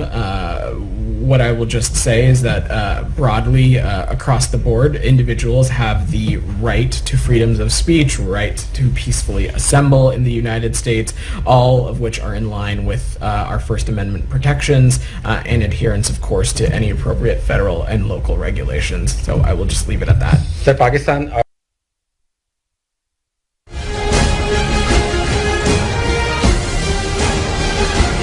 Sikh society of Indiana ਵੱਲੋਂ Midwest ਦੀਆਂ ਸਮੂਹ ਸੰਗਤਾਂ ਅਤੇ ਗੁਰਦੁਆਰਾ ਪ੍ਰਬੰਧਕ ਕਮੇਟੀਆਂ ਦੇ ਸਹਿਯੋਗ ਨਾਲ ਗੁਰੂ ਗ੍ਰੰਥ ਸਾਹਿਬ ਜੀ ਦੇ ਪਹਿਲੇ ਪ੍ਰਕਾਸ਼ ਦਿਹਾੜੇ ਨੂੰ ਸਮਰਪਿਤ 9ਵਾਂ ਸਾਲਾਨਾ ਨਗਰ ਕੀਰਤਨ 7 ਅਕਤੂਬਰ 2023 ਦਿਨ ਸ਼ਨੀਵਾਰ ਨੂੰ ਦੁਪਹਿਰ 12 ਵਜੇ ਤੋਂ ਸ਼ਾਮ 5 ਵਜੇ ਤੱਕ ਕੱਢਿਆ ਜਾ ਰਿਹਾ ਹੈ। ਨਗਰ ਕੀਰਤਨ ਵਾਰ ਮੈਮੋਰੀਅਲ ਪਾਰਕ ਇੰਡੀਅਨੈਪਲਸ ਵਿਖੇ ਕੱਢਿਆ ਜਾਵੇਗਾ ਅਤੇ ਉਪਰੰਤ ਉੱਥੇ ਹੀ ਸਟੇਜ ਲਗਾਈ ਜਾਵੇਗੀ। ਗੁਰੂ ਕਾ ਲੰਗਰ ਅਤੁੱਟ ਵਰਤੇਗਾ। ਆਪ ਸਭ ਨੂੰ ਇਸ ਨਗਰ ਕੀਰਤਨ ਵਿੱਚ ਪਹੁੰਚਣ ਲਈ ਬੇਨਤੀ ਕੀਤੀ ਜਾਂਦੀ ਹੈ। ਵਧੇਰੇ ਜਾਣਕਾਰੀ ਲਈ ਤੁਸੀਂ ਹੇਠ ਦਿੱਤੇ ਨੰਬਰਾਂ ਤੇ ਸੰਪਰਕ ਕਰ ਸਕਦੇ ਹੋ।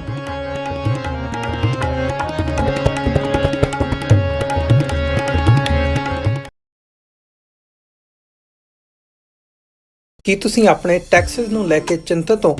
ਤੁਸੀਂ ਆਪਣੀ ਕਮਾਈ ਲਈ ਮਿਹਨਤ ਕਰਦੇ ਹੋ, ਭਾਵੇਂ ਤੁਸੀਂ ਨੌਕਰੀ ਵਿੱਚ ਹੋਵੋ ਜਾਂ ਆਪਣਾ ਬਿਜ਼ਨਸ ਚਲਾਉਂਦੇ ਹੋ। ਜਦੋਂ ਟੈਕਸ ਭਰਨ ਦਾ ਸਮਾਂ ਆਉਂਦਾ ਹੈ ਤਾਂ ਤੁਹਾਨੂੰ ਇੱਕ ਭਰੋਸੇਯੋਗ ਟੈਕਸ ਅਕਾਊਂਟੈਂਟ ਦੀ ਲੋੜ ਹੈ ਜੋ ਟੈਕਸ ਬੈਲੈਂਸ ਦਾ ਤੁਹਾਡੇ ਪੱਖ ਵਿੱਚ ਜਾਣਾ ਯਕੀਨੀ ਬਣਾਵੇ। ਸਿਆਟਲ ਦੀ ਜਾਣੀ ਪਛਾਣੀ company Accurate Accountants and Taxes ਤੁਹਾਡੀ ਸੇਵਾ ਵਿੱਚ ਹਾਜ਼ਰ ਹੈ। ਅਸੀਂ ਹਰ ਤਰ੍ਹਾਂ ਦੇ ਟੈਕਸ ਭਰਨ ਵਿੱਚ ਤੁਹਾਡੀ ਮਦਦ ਕਰਾਂਗੇ। ਟੈਕਸ ਸੰਬੰਧੀ ਕਿਸੇ ਵੀ ਤਰ੍ਹਾਂ ਦੇ ਸਵਾਲ ਲਈ ਅੱਜ ਹੀ ਸਾਡੇ ਤੱਕ ਪਹੁੰਚ ਕਰੋ। Accurate Accountants and Texas.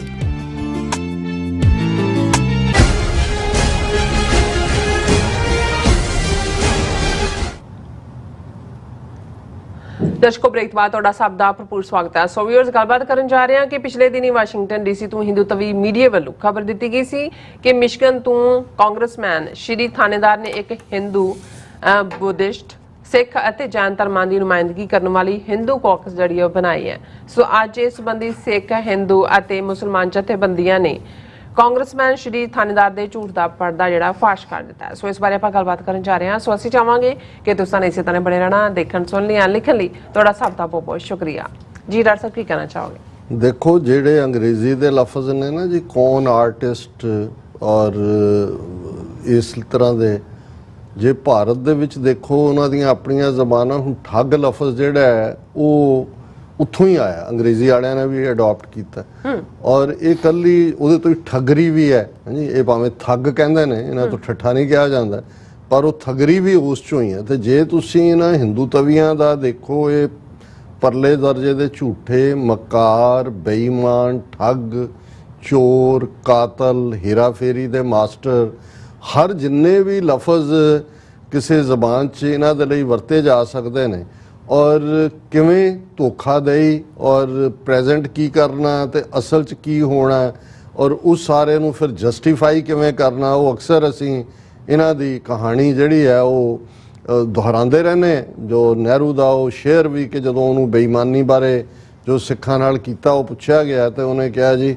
ਬਾਤ ਐਸੀ ਕੀਜੀਏ हर बात के 100 पहलू हों, कोई पहलू तो रहे बात बदलने के लिए कि भी तुसीं 100 लड़ छड़ दिओ, हर गल नूं इन्नी खिलार के करो तो जदों तुसीं मुकरना उदों कहंदे नहीं मैंने ऐसा तो नहीं कहा था, मेरा मतलब ये तो नहीं था, उहदी तुसीं जस्टिफिकेशन कर लो। हुण जदों एक पासे ते सिखां दे विच ओह तबका सी जिहड़ा लगा हुंदा सी जी देखो ये सिख कांग्रेशनल कॉकस इहने की कीता, ਇਹਦੇ 'ਚ ਫਲਾਣਾ ਮੈਂਬਰ ਨਹੀਂ ਬੋਲਦਾ, ਦੂਜਾ ਨਹੀਂ ਕਰਦਾ ਔਰ ਇਸ ਕਿਸਮ ਦੇ ਵਿਰੋਧੀਆਂ ਨੇ ਮਿਲ ਕੇ ਇੱਕ ਕਿਸੇ ਨੂੰ ਅੱਗੇ ਲਾ ਕੇ ਪੈਸੇ ਦੇ ਕੇ ਕਿਤਾਬ ਵੀ ਲਿਖਵਾ ਦਿੱਤੀ ਕਿ ਜੀ ਇਹ ਜਿਹੜੀ ਸਿੱਖ ਕਾਕਸ ਹੈ ਤਾਂ ਇੰਡੀਅਨ ਗਵਰਨਮੈਂਟ ਨੇ ਔਰ ਫਲਾਣਾ ਤੇ ਢਿਮਕਾ ਬਣਾਈ। ਹੁਣ ਮੇਰਾ ਹਮੇਸ਼ਾ ਇਹ ਕਹਿਣਾ ਹੁੰਦਾ ਹੈ ਔਰ ਇਹ ਮੇਰੀ ਸ਼ਾਇਦ ਕਹਿਣਾ ਹੀ ਨਹੀਂ ਹੈ, ਡਾਕਟਰ ਅੰਬੇਦਕਰ ਦੇ ਹੀ ਲਫ਼ਜ਼ ਮੈਂ ਕਿਤੇ ਹੋਏ ਸੁਣੇ ਹੋਏ ਨੇ। ਉਹਨਾਂ ਨੇ ਕਿਹਾ ਵੀ ਜਦੋਂ ਦੁਸ਼ਮਣ खुश होए ते समझो घट गिणतियां दा नुकसान हो रहा, जिहड़ा मुद्दा घट गिणतियां नाल संबंधित होए। बिल्कुल। ते जे दुश्मन दे घर दे विच जिहड़ी है ਉਹ ਨਾ ਪੱਖੀ ਗੱਲ ਸਮਝੋ ਉਹਨਾਂ ਦਾ ਭਲਾ ਹੋ ਰਿਹਾ। ਹੁਣ ਜਿਵੇਂ ਈਵਨ ਕਾਸਟ ਸੈਂਸਸ ਦੇ ਬੇਸਡ OBC ਦੇ ਉੱਤੇ ਤੁਸੀਂ ਬਿਹਾਰ 'ਚੋਂ ਨੇ ਨਿਤੀਸ਼ ਕੁਮਾਰ ਨੇ ਇੱਕ ਧੋਬੀ ਪਟੜਾ ਮਾਰਿਆ ਆਪਣੇ ਵੱਲੋਂ ਕਿ OBC ਵੋਟਾਂ ਉਹ ਕਿੰਨੇ ਨੇ ਔਰ 2/3 ਸਾਹਮਣੇ ਆ ਗਈ ਸਾਰੀ ਪਾਪੂਲੇਸ਼ਨ, ਉਹਨੂੰ ਲੈ ਕੇ ਕਿਵੇਂ ਚੀਕਾਂ ਮਾਰ ਰਹੇ ਨੇ ਸਾਰੇ। ਮੋਦੀ ਨੇ ਵੀ ਕਿਹਾ ਕਿ ਜੀ ਇਹ ਸੁਸਾਇਟੀ ਨੂੰ ਡਿਵਾਈਡ ਕਰਨ ਦੀ ਗੱਲ ਹੈ ਹਮ ਸਭ, ਕਿਉਂਕਿ ਇਹਨਾਂ ਦਾ ਝੂਠ ਹਿੰਦੂਤਵਾ ਦਾ ਤੇ ਦੂਜਾ ਤੇ ਵਿਕਦਾ ਹੀ ਤਾਂ ਹੈ ਕਿ ਵੀ ਜੇ ਇਹ ਉਹ ਨਫ਼ਰਤ ਭਰੀ ਪੋਲਿਟਿਕਸ ਨੂੰ ਕਰਨ ਤੇ ਜੇ ਜ਼ਾਤ ਆਧਾਰਿਤ ਔਰ ਤੁਹਾਨੂੰ ਕਦੇ ਨਜ਼ਰ ਨਹੀਂ ਆਏਗਾ ਜਿਹੜੇ ਜ਼ਾਤ ਆਧਾਰਿਤ ਸੈਂਸਸ ਦਾ ਜਿਹੜੀ 1941 ਤੱਕ ਹੁੰਦੀ ਰਹੀ, ਲਾਸਟ ਸ਼ਾਇਦ 1931 ਚ ਲਾਸਟ ਸੀ ਜਾਂ 1941 ਤੱਕ ਰਹੀ। ਬਿਲਕੁਲ। ਇਹ ਕਿਉਂ ਹਿੰਦੂਤਵਾ ਦੀ ਗੱਲ ਕਰਦੇ ਨੇ? ਕਿਉਂਕਿ ਅਲਟੀਮੇਟਲੀ ਇਹ ਸਾਹਮਣੇ ਆਇਆ ਵੀ ਉਹ 13-14% ਹਾਈ ਕਾਸਟ ਨੇ ਜਿਹੜੇ ਬਾਕੀ 85-86% ਤੇ ਰੂਲ ਕਰ ਰਹੇ ਨੇ ਔਰ ਉੱਥੇ ਇਹਨਾਂ ਨੂੰ ਫਿਰ ਰਾਸ਼ਟਰ ਭਗਤੀ, ਰਾਸ਼ਟਰ ਏਕਤਾ ਜੀ, ਜ਼ਾਤ ਪਾਤ ਨਾਲ ਵੰਡੋ ਨਾ। ਪਰ ਇਹਨਾਂ ਨੂੰ ਕੋਈ ਪੁੱਛੇ ਵੀ ਤੁਸੀਂ ਕਦੇ ਕੰਡੈਮ ਕੀਤਾ ਕਾਸਟ ਸਿਸਟਮ? ਕਰੋ ਕਿ ਵੀ ਜੀ ਅਸੀਂ ਨਹੀਂ ਯਕੀਨ ਕਰਦੇ ਉਹਦਾ ਗਾਂਧੀ ਨੇ ਵੀ ਨਹੀਂ ਕੀਤਾ ਕਿਉਂਕਿ ਇਹ ਚਾਹੁੰਦੇ ਇਹਨਾਂ ਦਾ ਜੋ ਵਰਣ ਆਸ਼ਰਮ ਦੇ ਥੱਲੇ ਜੋ ਇਹਨਾਂ ਦੀ ਲਾਈਨ ਹੈ ਉਹ ਹੈ ਹੀ ਕਾਸਟ ਬੇਸ। ਹਿੰਦੂ ਦਾ ਮਤਲਬ ਹੀ ਜਦੋਂ ਇਹ ਹਿੰਦੂ ਸੁਸਾਇਟੀ ਕਹਿੰਦੇ ਨੇ ਉਹਦਾ ਮਤਲਬ ਹੀ ਬ੍ਰਾਹਮਣ ਕਸ਼ਤਰੀ ਵੈਸ਼ ਸ਼ੂਦਰ ਹੈ। ਉਹਦੇ ਇਹ ਤਾਂ ਰੀੜ ਦੀ ਹੱਡੀ ਹੈ ਜਿਹਦੇ ਤੇ ਖੜੇ ਨੇ, ਉਹਦੇ ਬਿਨਾਂ ਤਾਂ ਹੈ ਹੀ ਕੁਛ ਨਹੀਂ ਇਹਨਾਂ ਦੇ ਕੋਲ। ਹੁਣ ਇਹੀ ਕਾਰਨ ਹੈ ਕਿ ਜੇ ਅਮਰੀਕਾ ਦੇ ਵਿੱਚ ਸੀਐਟਲ ਤੋਂ ਸ਼ੁਰੂ ਹੋਇਆ ਸਿਟੀ ਕੌਂਸਲ ਤੋਂ ਹੁਣ ਕੈਲੀਫੋਰਨੀਆ 'ਚ ਐਕਟ ਬਣ ਗਿਆ, ਜ਼ਾਤ ਪਾਤ ਨੂੰ ਵੀ ਜਿਹੜਾ ਹੈ ਉਸ ਦਾ ਹਿੱਸਾ ਬਣਾ ਲਿਆ ਗਿਆ ਡਿਸਕ੍ਰਿਮੀਨੇਸ਼ਨ ਦਾ। ਤੁਸੀਂ ਸਾਰੇ ਇਹਨਾਂ ਦੇ ਹਿੰਦੂਤਵੀ ਗਰੁੱਪ, ਹਿੰਦੂਤਵੀ ਆਰਗੇਨਾਈਜੇਸ਼ਨ ਕਿਵੇਂ ਤੁਸੀਂ ਦੇਖੋ ਵੀ ਅੱਡੀਆਂ ਚੁੱਕ ਕੇ ਇਹਨਾਂ ਨੇ ਇਹਦਾ ਵਿਰੋਧ ਕੀਤਾ, ਦੂਰੋਂ ਜਾ ਕੇ ਕੰਪੇਨ ਕਰਾਏ, ਚਿੱਠੀਆਂ ਲਿਖਾਈਆਂ, ਦੂਜਾ ਕੀਤਾ। ਹੁਣ ਜਦੋਂ ਕਾਂਗਰੈਸ਼ਨਲ ਸਿੱਖ ਕਾਕਸ ਬਣੀ ਕਪਲ ਆਫ ਈਅਰਸ ਅਗੋ, ਸ਼ਾਇਦ 6-7 ਸਾਲ ਹੋ ਗਏ ਹੋਣਗੇ ਹੁਣ ਤਾਂ, ਔਰ ਉਹਦੇ 'ਚ ਪਹਿਲਾਂ ਉਦੋਂ ਇੱਥੇ ਅਨੁਪਮਾ ਰਾਓ ਇਹਨਾਂ ਦੀ ਐਂਬੈਸਡਰ ਸੀਗੀ ਇੰਡੀਆ ਦੀ, ਉਹ ਜਿਹੜੀ ਜੂਡੀ ਚੌ ਜਿਹੜੀ ਹੈ ਉਹ ਪਹਿਲੀ ਚੇਅਰ ਸੀ, ਡੈਮੋਕ੍ਰੈਟ ਔਰ ਰਿਪਬਲਿਕਨ ਦੋਨਾਂ 'ਚੋਂ ਇੱਕ ਲਿਆ ਗਿਆ। ਉਹ ਉਹਦੇ ਦਫ਼ਤਰ 'ਚ ਗਏ, ਉਹਨੂੰ ਕਹਿੰਦੇ ਜੀ ਜਦੋਂ ਇੰਡੀਆ ਕਾਕਸ ਐਗਜ਼ਿਸਟ ਕਰਦੀ ਹੈ ਤੇ ਤੁਹਾਨੂੰ ਸਿੱਖ ਕਾਕਸ ਬਣਾਉਣ ਦੀ ਕੀ ਲੋੜ ਹੈ? ਹੁਣ ਜਿਹੜੇ ਆਪਣੇ ਵਿਰੋਧ ਵਾਲੇ ਨੇ ਉਹ ਤਾਂ ਇਹ ਕਰ ਰਹੇ ਸੀ ਜੀ ਸਿੱਖ ਕਾਕਸ ਕਿਹੜੀ ਖਾਲਿਸਤਾਨ ਦੀ ਗੱਲ ਕਰਦੀ ਹੈ। ਇੰਡੀਆ ਨੂੰ ਨਜ਼ਰ ਆ ਰਿਹਾ ਸੀ ਕਿ ਵੀ ਇਹ ਬੇਸ਼ੱਕ ਅਜੇ ਵਿਦਨ ਇੰਟਰਨਲ ਮੈਟਰਸ ਦੀ ਗੱਲ ਕਰਨ ਦਾ ਇਹਨਾਂ ਦਾ ਅਹਿਦ ਹੈ ਜਾਂ ਇਹਨਾਂ ਦੀ ਮਿਸ਼ਨ ਸਟੇਟਮੈਂਟ ਹੈ, ਪਰ ਸਿੱਖ ਕਾਕਸ ਦਾ ਅੱਡ ਬਣਨਾ ਹੀ ਦੱਸਦਾ ਵੀ ਇਹ ਕਹਿੰਦੇ ਨੇ ਵੀ ਅਸੀਂ ਇੰਡੀਆ ਦਾ ਹਿੱਸਾ ਨਹੀਂ ਹੈਗੇ, ਸਾਡੀ ਆਪਣੀ ਵੱਖਰੀ ਹੋਂਦ ਹੈ। ਔਰ ਚਲੋ ਵਿਰੋਧ ਦੇ ਬਾਵਜੂਦ ਇਹ ਕਾਕਸ ਅੱਗੇ ਵਧੀ। ਅੱਜ 50 ਤੋਂ ਜ਼ਿਆਦਾ ਕਾਂਗਰਸਮੈਨ ਜਿਹੜੇ ਨੇ ਡੈਮੋਕ੍ਰੈਟ, ਰਿਪਬਲਿਕਨ ਇਸ ਕਾਕਸ ਦਾ ਹਿੱਸਾ ਨੇ। ਹੁਣ ਹਰਦੀਪ ਸਿੰਘ ਨਿੱਜਰ ਦੇ ਕਤਲ ਤੋਂ ਬਾਅਦ ਜਦੋਂ ਅਮਰੀਕਾ ਦੇ ਵਿੱਚ FBI ਨੇ ਹੀ ਵਾਰਨ ਕੀਤਾ 1 ਦਰਜਨ ਦੇ ਕਰੀਬ ਸਿੱਖ ਐਕਟਿਵਿਸਟ ਅੱਡ-ਅੱਡ ਥਾਵਾਂ ਤੇ ਅੱਡ-ਅੱਡ ਜਥੇਬੰਦੀਆਂ ਦੇ ਕਿ ਭਾਈ ਤੁਹਾਡੀ ਜਾਨ ਨੂੰ ਖਤਰਾ ਹੈ, ਇਹੀ ਜਿਹੜਾ ਇੱਥੇ ਵੀ ਰਿਪੀਟ ਕਰਨਾ ਚਾਹੁੰਦੇ ਨੇ। ਹੁਣ ਜੇ ਤੁਸੀਂ ਪਿਛਲੇ ਇਹਨਾਂ ਸਾਰੇ ਪੀਰੀਅਡ 'ਚ ਦੇਖੋ 7-8 ਦਿਨ 'ਚ ਦਰਜਨਾਂ ਕਾਂਗਰਸਮੈਨਾਂ ਨੇ ਜਿਹੜਾ ਉਹ ਜਿਹੜੇ ਸਿੱਖ ਕਾਕਸ ਦਾ ਮੈਂਬਰ ਨੇ ਇਸ ਤੇ ਆਵਾਜ਼ ਚੁੱਕੀ ਹੈ। ਜਿਮ ਕੋਸਟਾ ਜਿਹੜੇ ਸਟਾਕਟਨ ਤੋਂ ਨੂੰ ਰਿਪਰੈਜ਼ੈਂਟ ਕਰਦੇ ਨੇ, ਉਹਨਾਂ ਨੇ ਬਰੀਫਿੰਗ ਮੰਗੀ ਹੈ US ਕਾਂਗਰਸ ਦੇ ਵਿੱਚ। ਇਸ ਦੇ ਉੱਤੇ ਸਟੇਟ ਡਿਪਾਰਟਮੈਂਟ ਨੇ ਵੀ ਪੂਰਾ ਜਿਹੜਾ ਹੈ ਉਹ ਪੇਸ਼ਕਦਮੀ ਕੀਤੀ ਹੋਈ ਹੈ। ਹੁਣ ਇਸ ਸਭ ਦੇ ਚੱਲਦੇ ਆ ਕੁਝ ਮਹੀਨੇ ਪਹਿਲਾਂ, ਸ਼ਾਇਦ 2 ਮਹੀਨੇ ਪਹਿਲਾਂ ਹੀ, ਹੁਣ 2 ਕਾਂਗਰਸਮੈਨ ਸਿੱਧੇ ਤੌਰ ਤੇ, ਇੱਕ ਅਸਿੱਧੇ ਤੌਰ ਤੇ ਜਿਹੜਾ ਹਿੰਦੂਤਵੀਆਂ ਦਾ ਏਜੰਡਾ ਅਮਰੀਕਨ ਕਾਂਗਰਸ ਦੇ ਵਿੱਚ ਵੀ ਲਾਗੂ ਕਰਨਾ ਚਾਹੁੰਦੇ ਨੇ। ਉਹਨਾਂ ਦੇ ਵਿੱਚ ਇੱਕ ਸ਼੍ਰੀ ਥਾਣੇਦਾਰ ਨਾਂ ਦਾ ਬੰਦਾ ਹੈ ਜਿਹੜਾ ਮਿਸ਼ੀਗਨ ਤੋਂ ਕਾਂਗਰਸਮੈਨ ਬਣਿਆ, ਡੈਮੋਕ੍ਰੈਟ ਹੈ। ਦੂਸਰਾ ਰਾਮਾ ਸਵਾਮੀ ਨਾਂ ਦਾ ਹੈਗਾ ਜਿਹੜਾ ਅਗੇਨ ਡੈਮੋਕ੍ਰੈਟ ਹੈ, ਉਹ ਸ਼ਿਕਾਗੋ ਏਰੀਆ ਚੋਂ ਹੈ। ਔਰ ਤੀਸਰਾ ਜਿਹੜਾ ਪਹਿਲਾਂ ਸਿੱਖਾਂ ਨਾਲ ਵੀ ਪਲੇ ਕਰਦਾ ਰਿਹਾ, ਰੌ ਖੰਨਾ, ਕਿ ਜੀ ਮੈਂ ਪੰਜਾਬੀ ਹਿੰਦੂ ਤੇ ਮੈਂ ਈਸ਼ਵਰ ਚੰਦਰ ਵਿਦਿਆ ਸਾਗਰ, ਮੇਰਾ ਦਾਦਾ ਉਹਨੇ ਜੇਲ੍ਹ ਕੱਟੀ ਤੇ ਫਲਾਣਾ ਤੇ ਢਿਮਕਾ। ਉਹ ਜਦੋਂ ਇੰਡੀਆ ਗਿਆ ਪਿਛਲੇ 15 ਅਗਸਤ ਦੇ ਮੌਕੇ ਤੇ ਕਹਿੰਦਾ ਜੀ ਸਿੱਖ ਤਾਂ ਇਸ਼ੂ ਹੀ ਕੋਈ ਨਹੀਂ ਹੈ ਔਰ ਸਿੱਖ ਇਸ਼ੂ ਦਾ ਚੈਪਟਰ ਇਜ਼ ਕਲੋਜ਼ਡ। ਹੁਣ ਇਹਨਾਂ ਨੂੰ ਇਹ ਲੱਗਾ ਵੀ ਜਿਹੜੀ Sikh India caucus already exist ਕਰਦੀ ਹੈ, ਪਰ ਉਹ ਜਦੋਂ ਸਿੱਖਾਂ ਨੇ ਆਪਣੀ ਕਾਕਸ ਬਣਾਏ ਤੁਹਾਨੂੰ ਇੰਡੀਆ ਕਾਕਸ ਦੀ ਕੋਈ ਕਾਰਵਾਈ ਨਜ਼ਰ ਨਹੀਂ ਆਉਂਦੀ। ਹੁਣ ਕਿਉਂਕਿ ਉੱਥੋਂ ਵਾਲੇ ਜਿਹੜੇ ਇੰਡੀਆ ਦਾ ਨਾਂ ਭਾਰਤ ਰੱਖ ਰਹੇ ਨੇ, ਹੁਣ ਸੰਵਿਧਾਨ ਵੀ ਬਦਲਣ ਜਾ ਰਹੇ ਨੇ, ਉਹਨਾਂ ਨੂੰ ਲੱਗਾ ਵੀ ਇੱਥੇ ਹੁਣ ਬਜਾਏ ਕਿ ਇੰਡੀਆ ਨਾਂ ਦੇ ਥੱਲੇ ਇੱਕ ਹਿੰਦੂ ਕਾਕਸ ਹੋਏ ਜਿਹੜਾ ਕਲੀਅਰਲੀ ਇਹ ਕਹੇ ਜੀ ਅਸੀਂ ਤਾਂ ਹਿੰਦੂਆਂ ਦਾ ਇੰਟਰਸਟ ਪ੍ਰੋਟੈਕਟ ਕਰਦੇ। ਕੁਝ ਹਫ਼ਤੇ ਪਹਿਲਾਂ, ਸ਼ਾਇਦ 7-8 ਹਫ਼ਤੇ ਪਹਿਲਾਂ, ਇੱਕ ਹਿੰਦੂ ਸਮਿਟ ਹੋਈ DC ਦੇ ਵਿੱਚ। ਉੱਥੇ ਇਹਨੇ ਐਲਾਨ ਕੀਤਾ, ਸ਼੍ਰੀ ਥਾਣੇਦਾਰ ਨੇ ਜਿਹੜਾ ਕਾਂਗਰਸਮੈਨ ਹੈ ਮਿਸ਼ੀਗਨ ਤੋਂ, ਕਿ ਮੈਂ US ਕਾਂਗਰਸ ਦੇ ਵਿੱਚ ਹਿੰਦੂ ਕਾਕਸ ਬਣਾਵਾਂਗਾ ਜਿਹੜੀ ਹਿੰਦੂਆਂ ਦੇ ਰਾਈਟ, ਹਿੰਦੂ ਫੋਬੀਆ ਫਲਾਣਾ ਢਿਮਕਾ ਉਹਨੂੰ ਕਰੇਗਾ। ਹਾਲਾਂਕਿ ਸਾਨੂੰ ਪਤਾ ਹੈ ਕਿ ਵੀ ਇਵੇਂ ਇਹ ਸੌਖਾ ਨਹੀਂ ਹੈ, ਕਿਉਂਕਿ ਇੱਥੇ ਧਰਮ ਤੇ ਆਧਾਰਿਤ ਨਹੀਂ। ਜਦੋਂ ਸਿੱਖ ਕਾਕਸ ਵੀ ਬਣੀ, ਇਕੱਲਾ ਧਰਮ ਤੇ ਆਧਾਰ ਸਿੱਖਾਂ ਨੂੰ as a race, as a ethnicity ਇਹਦੇ ਤੌਰ ਤੇ, ਔਰ ਲਗਭਗ 1 ਸਾਲ ਇਸ ਦੇ ਉੱਤੇ ਆਰਗੂ ਕਰਦਿਆਂ ਲੱਗਾ ਜੀ। ਲੇਕਿਨ ਸਮਝ ਆ ਸਕਦੀ ਹੈ ਤੁਸੀਂ ਬਣਾਣੀ ਹੈ, ਜੀ ਸਦਕੇ ਬਣਾਓ। ਸਾਨੂੰ ਤਾਂ ਠੀਕ ਲੱਗਦਾ ਹੈ ਵੀ ਨੰਗੇ ਚਿੱਟੇ ਹੋ ਕੇ ਤੁਸੀਂ ਆ ਕੇ ਐਕਸਪੋਜ਼ ਕਰੋ। ਇਸ ਲਈ ਹੁਣ ਅਸੀਂ ਆਪਣੀ ਜਿਹੜੀ ਗ੍ਰੀਟਿੰਗ ਹੈ ਉਹਦੇ 'ਚ ਹਿੰਦੂ ਰਾਸ਼ਟਰ ਵਾਲੇ ਬੰਧੂਆਂ ਨੂੰ ਵੀ ਜਿਹੜਾ ਨਮੋ ਨਮः ਕਹਿਣਾ ਸ਼ੁਰੂ ਕਰਤਾ ਵੀ ਠੀਕ ਹੈ, ਤੁਹਾਡੀ ਗੰਗਾ ਜਮਨਾ ਦੇ ਵਿਚਾਲੇ ਜਿਹੜਾ ਤੁਹਾਡਾ ਮੁਲਕ ਹਿੰਦੂ ਰਾਸ਼ਟਰ ਹੈ ਹੀ ਹੈ, ਹਿੰਦੂ ਰਾਸ਼ਟਰ ਹੈ। ਤੁਹਾਡੀ ਸੰਸਕ੍ਰਿਤ ਹੋਏਗੀ ਆਫੀਸ਼ੀਅਲ ਲੈਂਗੁਏਜ, ਤੇ ਸੰਸਕ੍ਰਿਤ ਗ੍ਰੀਟਿੰਗ ਨਮੋ ਨਮः ਤੁਸੀਂ ਜੀ ਸਦਕੇ ਇੱਥੇ ਵੀ ਹਿੰਦੂ ਕਾਂਗਰਸ, ਹਿੰਦੂ ਕਾਕਸ ਬਣਾਓ। ਲੇਕਿਨ ਜਿਹੜਾ ਬੇਈਮਾਨੀ ਦੀ ਗੱਲ ਹੈ, ਐਨ ਜਿਸ ਦਿਨ ਅਸੀਂ ਗੱਲ ਕਰਦੇ ਹਾਂ ਕਿ US ਕਾਂਗਰਸ ਦੇ ਵਿੱਚ ਪਹਿਲੀ ਵਾਰ ਸਿੱਖ ਅਰਦਾਸ ਹੋਣ ਜਾ ਰਹੀ ਸੀ, ਔਰ ਆਲਰੇਡੀ ਸਿੱਖ ਕਾਕਸ ਵਾਲਿਆਂ ਨੇ ਇੱਕ ਗੈਦਰਿੰਗ ਵੀ ਰੱਖੀ ਹੋਈ ਸੀ ਤਾਂ ਕਿ ਕਾਂਗਰਸਮੈਨ ਆ ਕੇ ਜਿਹੜੀ ਆਪਣੀ ਗੱਲ ਕਰਨ।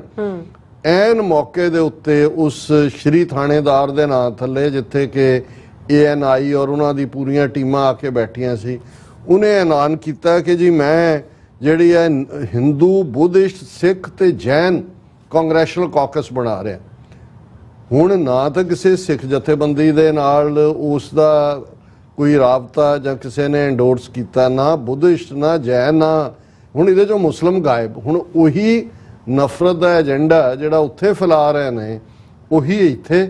ਔਰ ਜਿਵੇਂ ਆਰਟੀਕਲ 25B ਇੰਡੀਅਨ ਕਨਸਟੀਟਿਊਸ਼ਨ ਦਾ ਬੌਧੀਆਂ, ਜੈਨੀਆਂ, ਸਿੱਖਾਂ ਨੂੰ ਹਿੰਦੂ ਬਣਾਉਂਦਾ ਹੈ, ਹਿੰਦੂ ਕਾਕਸ ਬਣਾਉਣ ਦਾ ਐਲਾਨ ਤਾਂ 2 ਮਹੀਨੇ ਪਹਿਲਾਂ ਕਰ ਚੁੱਕਾ ਹੈ, ਪਰ ਉਹਦੇ 'ਚ ਸਿੱਖਾਂ, ਬੌਧੀਆਂ, ਜੈਨੀਆਂ ਨੂੰ ਬੁਲਾਉਣ ਦਾ ਮਤਲਬ ਸੀ ਕਿ ਉਹੀ ਹਿੰਦੂ ਦੀ ਡੈਫੀਨੇਸ਼ਨ ਜਿਹੜੀ ਕਨਸਟੀਟਿਊਸ਼ਨ 'ਚ ਹੈ ਉਹ ਇੱਥੇ ਵੀ ਲਾਗੂ ਕਰਨ ਦੀ ਗੱਲ। ਅਸੀਂ ਇਸ ਦਾ ਫੌਰਨ ਨੋਟਿਸ ਵੀ ਲਿਆ ਕਿ ਵੀ, ਔਰ ਈਵਨ ਇਹਦਾ ਨਤੀਜਾ ਇਹ ਹੋਇਆ ਕਿ ਉਹਨਾਂ ਨੇ ਦਿਨ ਵੀ ਉਹੀ ਚੁਣਿਆ ਜਿਸ ਦਿਨ ਅਰਦਾਸ ਹੋਣੀ ਸੀ। ਇੰਡੀਅਨ ਮੀਡੀਆ ਦੇ ਹਵਾਲੇ ਨਾਲ ਇਵੇਂ ਲੱਗਦਾ ਹੈ ਕਿ ਜਿਵੇਂ ਉਹਨਾਂ ਨੇ ਪ੍ਰੋਜੈਕਟ ਕੀਤਾ ਕਿ ਜਿਹੜੀ ਅਰਦਾਸ ਵੀ ਹੋਈ ਅੰਦਰ US ਹਾਊਸ ਦੇ, ਉਹ ਇਸ ਹਿੰਦੂ ਕਾਕਸ ਦੀ ਵਜ੍ਹਾ ਕਰਕੇ ਹੋਈ। ਔਰ ਅੱਜ ਇੱਕ ਜੁਆਇੰਟ ਪ੍ਰੈਸ ਰਿਲੀਜ਼ ਜਿਹੜੀ Hindus for human rights, the Sikh coalition, Sikh American legal defense and education fund Emgage ਤੇ ਇੰਡੀਅਨ ਅਮਰੀਕਨ ਮੁਸਲਿਮ ਕੌਂਸਲ ਵੱਲੋਂ ਦਿੱਤੀ ਗਈ ਹੈ, ਉਹਨੇ ਇਸ ਸ਼੍ਰੀ ਲਕਸ਼ਮਣ ਦੀ so called Hindu caucus with Buddhist, Jain, Sikh ਦਾ ਪਰਦਾ ਫਾਸ਼ ਕੀਤਾ। ਔਰ ਇਹਨੇ ਕਲੇਮ ਕੀਤਾ ਸੀ ਲਕਸ਼ਮਣ ਨੇ ਕਿ ਜੀ 27 ਕਾਂਗਰਸਮੈਨਾਂ ਦੀ ਮੈਨੂੰ ਹਮਾਇਤ ਹਾਸਲ, ਉਹਨਾਂ ਦਾ ਕਿਸੇ ਦਾ ਨਾਂ ਨਹੀਂ, ਕਿਉਂਕਿ ਇਹ ਜਦੋਂ ਫਰਾਡ ਜਾਂ ਝੂਠ ਹੀ ਬੋਲਣਾ। ਔਰ ਇਹ ਜਿਹੜੀ ਪ੍ਰੈਸ ਰਿਲੀਜ਼ ਹੈ ਇਹਦੇ 'ਚ ਉਹਨਾਂ ਨੇ ਇਹ ਕਿਹਾ ਕਿ ਭਾਈ in response to last week's planned announcement of so-called Hindu, Buddhist, Sikh and Jain Congressional Caucus led by Congressman Shri Thanedar, Democrat from Michigan, several community and faith-based human rights organizations with constituencies among the impacted groups released the following statement ਕਿ ਭਾਈ ਇਹ ਜਿਹੜੇ group ਜਿਹੜੇ ਨੇ ਉਹ ਨਾਲ ਲਾ ਕੇ ਸਿੱਖ ਜੈਨ ਬੁੱਧ ਜਿਹੜੇ ਨੇ ਉਹ ਇਸ ਨੂੰ ਡਿਨਾਈ ਕਰਦੇ ਨੇ we are surprised to hear of the formation of Hindu, Buddhist, Sikh and Jain Congressional Caucus without the consultation of mainstream organizations representing these faith communities ਕਿ ਜਿਨ੍ਹਾਂ ਦੀ ਕਾਕਸ ਇਹ ਕਹਿ ਰਿਹਾ ਮੈਂ ਬਣਾ ਰਿਹਾ ਉਹਨਾਂ ਨੂੰ ਕਿਸੇ ਨੂੰ ਪਤਾ ਹੀ ਨਹੀਂ ਹੈ ਕਿਉਂਕਿ ਉਹੀ ਫਰਾਡ ਕਿ ਤੁਸੀਂ ਹਿੰਦੂ ਦੀ ਜਿਹੜੀ ਹੈ ਉਹ ਚੋਗੇ ਦੇ ਥੱਲੇ ਸਾਰਿਆਂ ਨੂੰ ਜਿਹੜਾ ਹੈ ਉਹ ਆਪਣੇ ਚ ਜਜ਼ਬ ਕਰ ਲਓ to be clear we welcome any caucus to forward the interests of our and other religious communities so long as it does so in a way that is inclusive of perspectives of the entire South Asian community across faith, caste and ethnic lines. We are skeptical, however, that this particular caucus meets that description. In June of this year, Congressman Thanedar announced his intention to form a Hindu caucus without input from the full spectrum of Hindu American civil society, including Dalit and linguistic community organizations. This caucus seems to be a new iteration of that previous announcement. जून महीने उन्हें कहा ਸੀ मैं Hindu caucus बनावांगा और सितंबर तक पहुंचते and सितंबर च कह रहा जी उहदे बुद्ध जैन सिख आ गए ना क्योंकि ਜਿਹੜੇ ਹਿੰਦੂਜ਼ ਫਾਰ ਹਿਊਮਨ ਰਾਈਟਸ ਨੇ ਉਹਨਾਂ ਨੇ ਵੀ ਅਪੋਜ਼ ਕੀਤਾ ਦਲਿਤਾਂ ਨੇ ਵੀ ਕਿਹਾ ਵੀ ਇਹਦਾ ਸਾਡਾ ਕੀ ਇਹਦੇ ਚ ਰੋਲ ਹੈ ਔਰ ਇਹ ਬਿਲਕੁਲ ਉਹ ਆਰਐਸਐਸ ਦੀ ਜਿਹੜੀ ਹਿੰਦੂਤਵਾਦ ਦੀ ਪੋਲਿਟਿਕਸ ਨੂੰ ਪ੍ਰਮੋਟ ਕਰਨਾ ਉਹਨਾਂ ਨੇ ਕਿਹਾ ਕਿ ਵੀ ਇਹ ਜਿਹੜਾ ਹੈ ਇਹ ਇੱਕ ਰੀਪੈਕੇਜਡ ਹੈ ਇਨਕਲੂਸਿਵ ਲੇਬਲ ਦੇ ਨਾਲ ਪਰ same makeup it will likely combat meaningful oversight of US-India relationship, ongoing work to protect the civil rights and safety of Sikhs and other marginalized groups and efforts ਉਹਨਾਂ ਨੇ ਆਪਣੀ ਇਹ ਦਿੱਤਾ ਹੈ ਕਿ ਭਾਈ ਇਹ ਜਿਹੜਾ ਹੈ ਇਹਦੇ ਚ ਮੁਸਲਮਾਨਾਂ ਨੂੰ ਨਾ ਲੈਣ ਦਾ ਕੀ ਮਤਲਬ ਇਹਦਾ ਮਤਲਬ ਹੈ ਕਿ ਇਸਲਾਮੋਫੋਬੀਆ ਨੂੰ ਪ੍ਰਮੋਟ ਕਰਨਾ ਔਰ ਉਹੀ ਕਹਾਣੀ ਜਿਹੜੀ ਉੱਥੇ ਰਿਪੀਟ ਕਰ ਰਹੇ ਨੇ ਜਿਹੜੇ ਇਹਨਾਂ ਨੇ ਉਹ ਲਾ ਬਣਾਏ ਸਿਟੀਜ਼ਨਸ਼ਿਪ ਅਮੈਂਡਮੈਂਟ ਐਕਟ ਔਰ ਦੂਜੇ ਕਿ ਜੀ ਉੱਥੋਂ ਫਲਾਣੇ ਆ ਜਾਣ ਪਾਕਿਸਤਾਨ ਜਾਂ ਬੰਗਲਾਦੇਸ਼ ਜਾਂ ਦੂਜੇ ਤੋਂ ਲੇਕਿਨ ਮੁਸਲਮਾਨਾਂ ਦੇ ਲਈ ਕੋਈ ਥਾਂ ਨਹੀਂ ਹੈ ਸੋ ਉਹਨਾਂ ਨੇ ਕਿਹਾ ਕਿ ਇਨ short any caucus without inclusive representation from the Indian diaspora will serve as nothing more than a vehicle for Hindu nationalist policies that will inevitably harm the entire South Asian American community, including Sikh, Muslim, Dalit, Buddhist, Jain and even Hindu. उन्होंने कहा जी ये एक drama है ਇਹ ਬਿਲਕੁਲ ਉਹਨਾਂ ਨੇ vehicle for Hindu nationalist policies ਕਿ ਜਿਹੜਾ ਹਿੰਦੂ ਤਵੀਆਂ ਦੀ ਰਾਸ਼ਟਰਵਾਦੀ ਪੋਲਿਟਿਕਸ ਹੈ ਉਸ ਦੀ ਗੱਡੀ ਹੈ ਇਹ ਔਰ ਅਸੀਂ ਸਮਝਦੇ ਹਾਂ ਕਿ ਵੀ ਬਿਲਕੁਲ ਇਹ ਪ੍ਰੈਸ ਰਿਲੀਜ਼ ਬੜੀ ਟਾਈਮਲੀ ਹੈ ਅਸੀਂ ਪਾਸਿੰਗ ਰੈਫਰੈਂਸ ਦੇ ਵਿੱਚ ਕੱਲ ਦੇ ਪ੍ਰੋਗਰਾਮ 'ਚ ਵੀ ਗੱਲ ਕੀਤੀ ਸੀ ਪਰ ਹੁਣ ਇਹਨਾਂ ਨੇ ਇਸ ਥਾਣੇਦਾਰ ਦੀ ਔਰ ਹਿੰਦੂ ਤਵੀਆਂ ਦੀ ਬਿੱਲੀ ਜਿਹੜੀ ਹੈ ਉਹ ਥੈਲੇ 'ਚੋਂ ਬਾਹਰ ਕੱਢ ਦਿੱਤੀ ਹੈ ਜੀ ਡਾਕਟਰ ਸਾਹਿਬ ਤੁਹਾਡਾ ਬਹੁਤ ਬਹੁਤ ਧੰਨਵਾਦ ਸਾਥ ਲੈਣ ਬ੍ਰੇਕ ਵਿਊਅਰਸ ਤੁਸੀਂ ਇਸੇ ਤਰ੍ਹਾਂ ਬਣੇ ਰਹਿਣਾ ਮਿਲਦੇ ਹਾਂ ਛੋਟੇ ਜਿਹੇ ਵਕਫੇ ਤੋਂ ਬਾਅਦ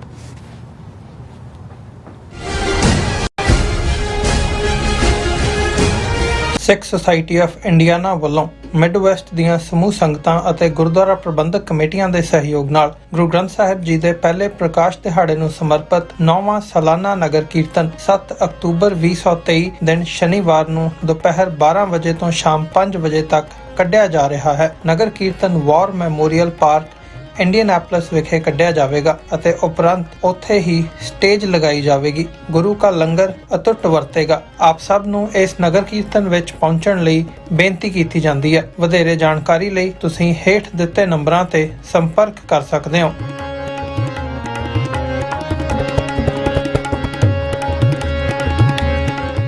ਕੀ ਤੁਸੀਂ ਸਰਵਿਸ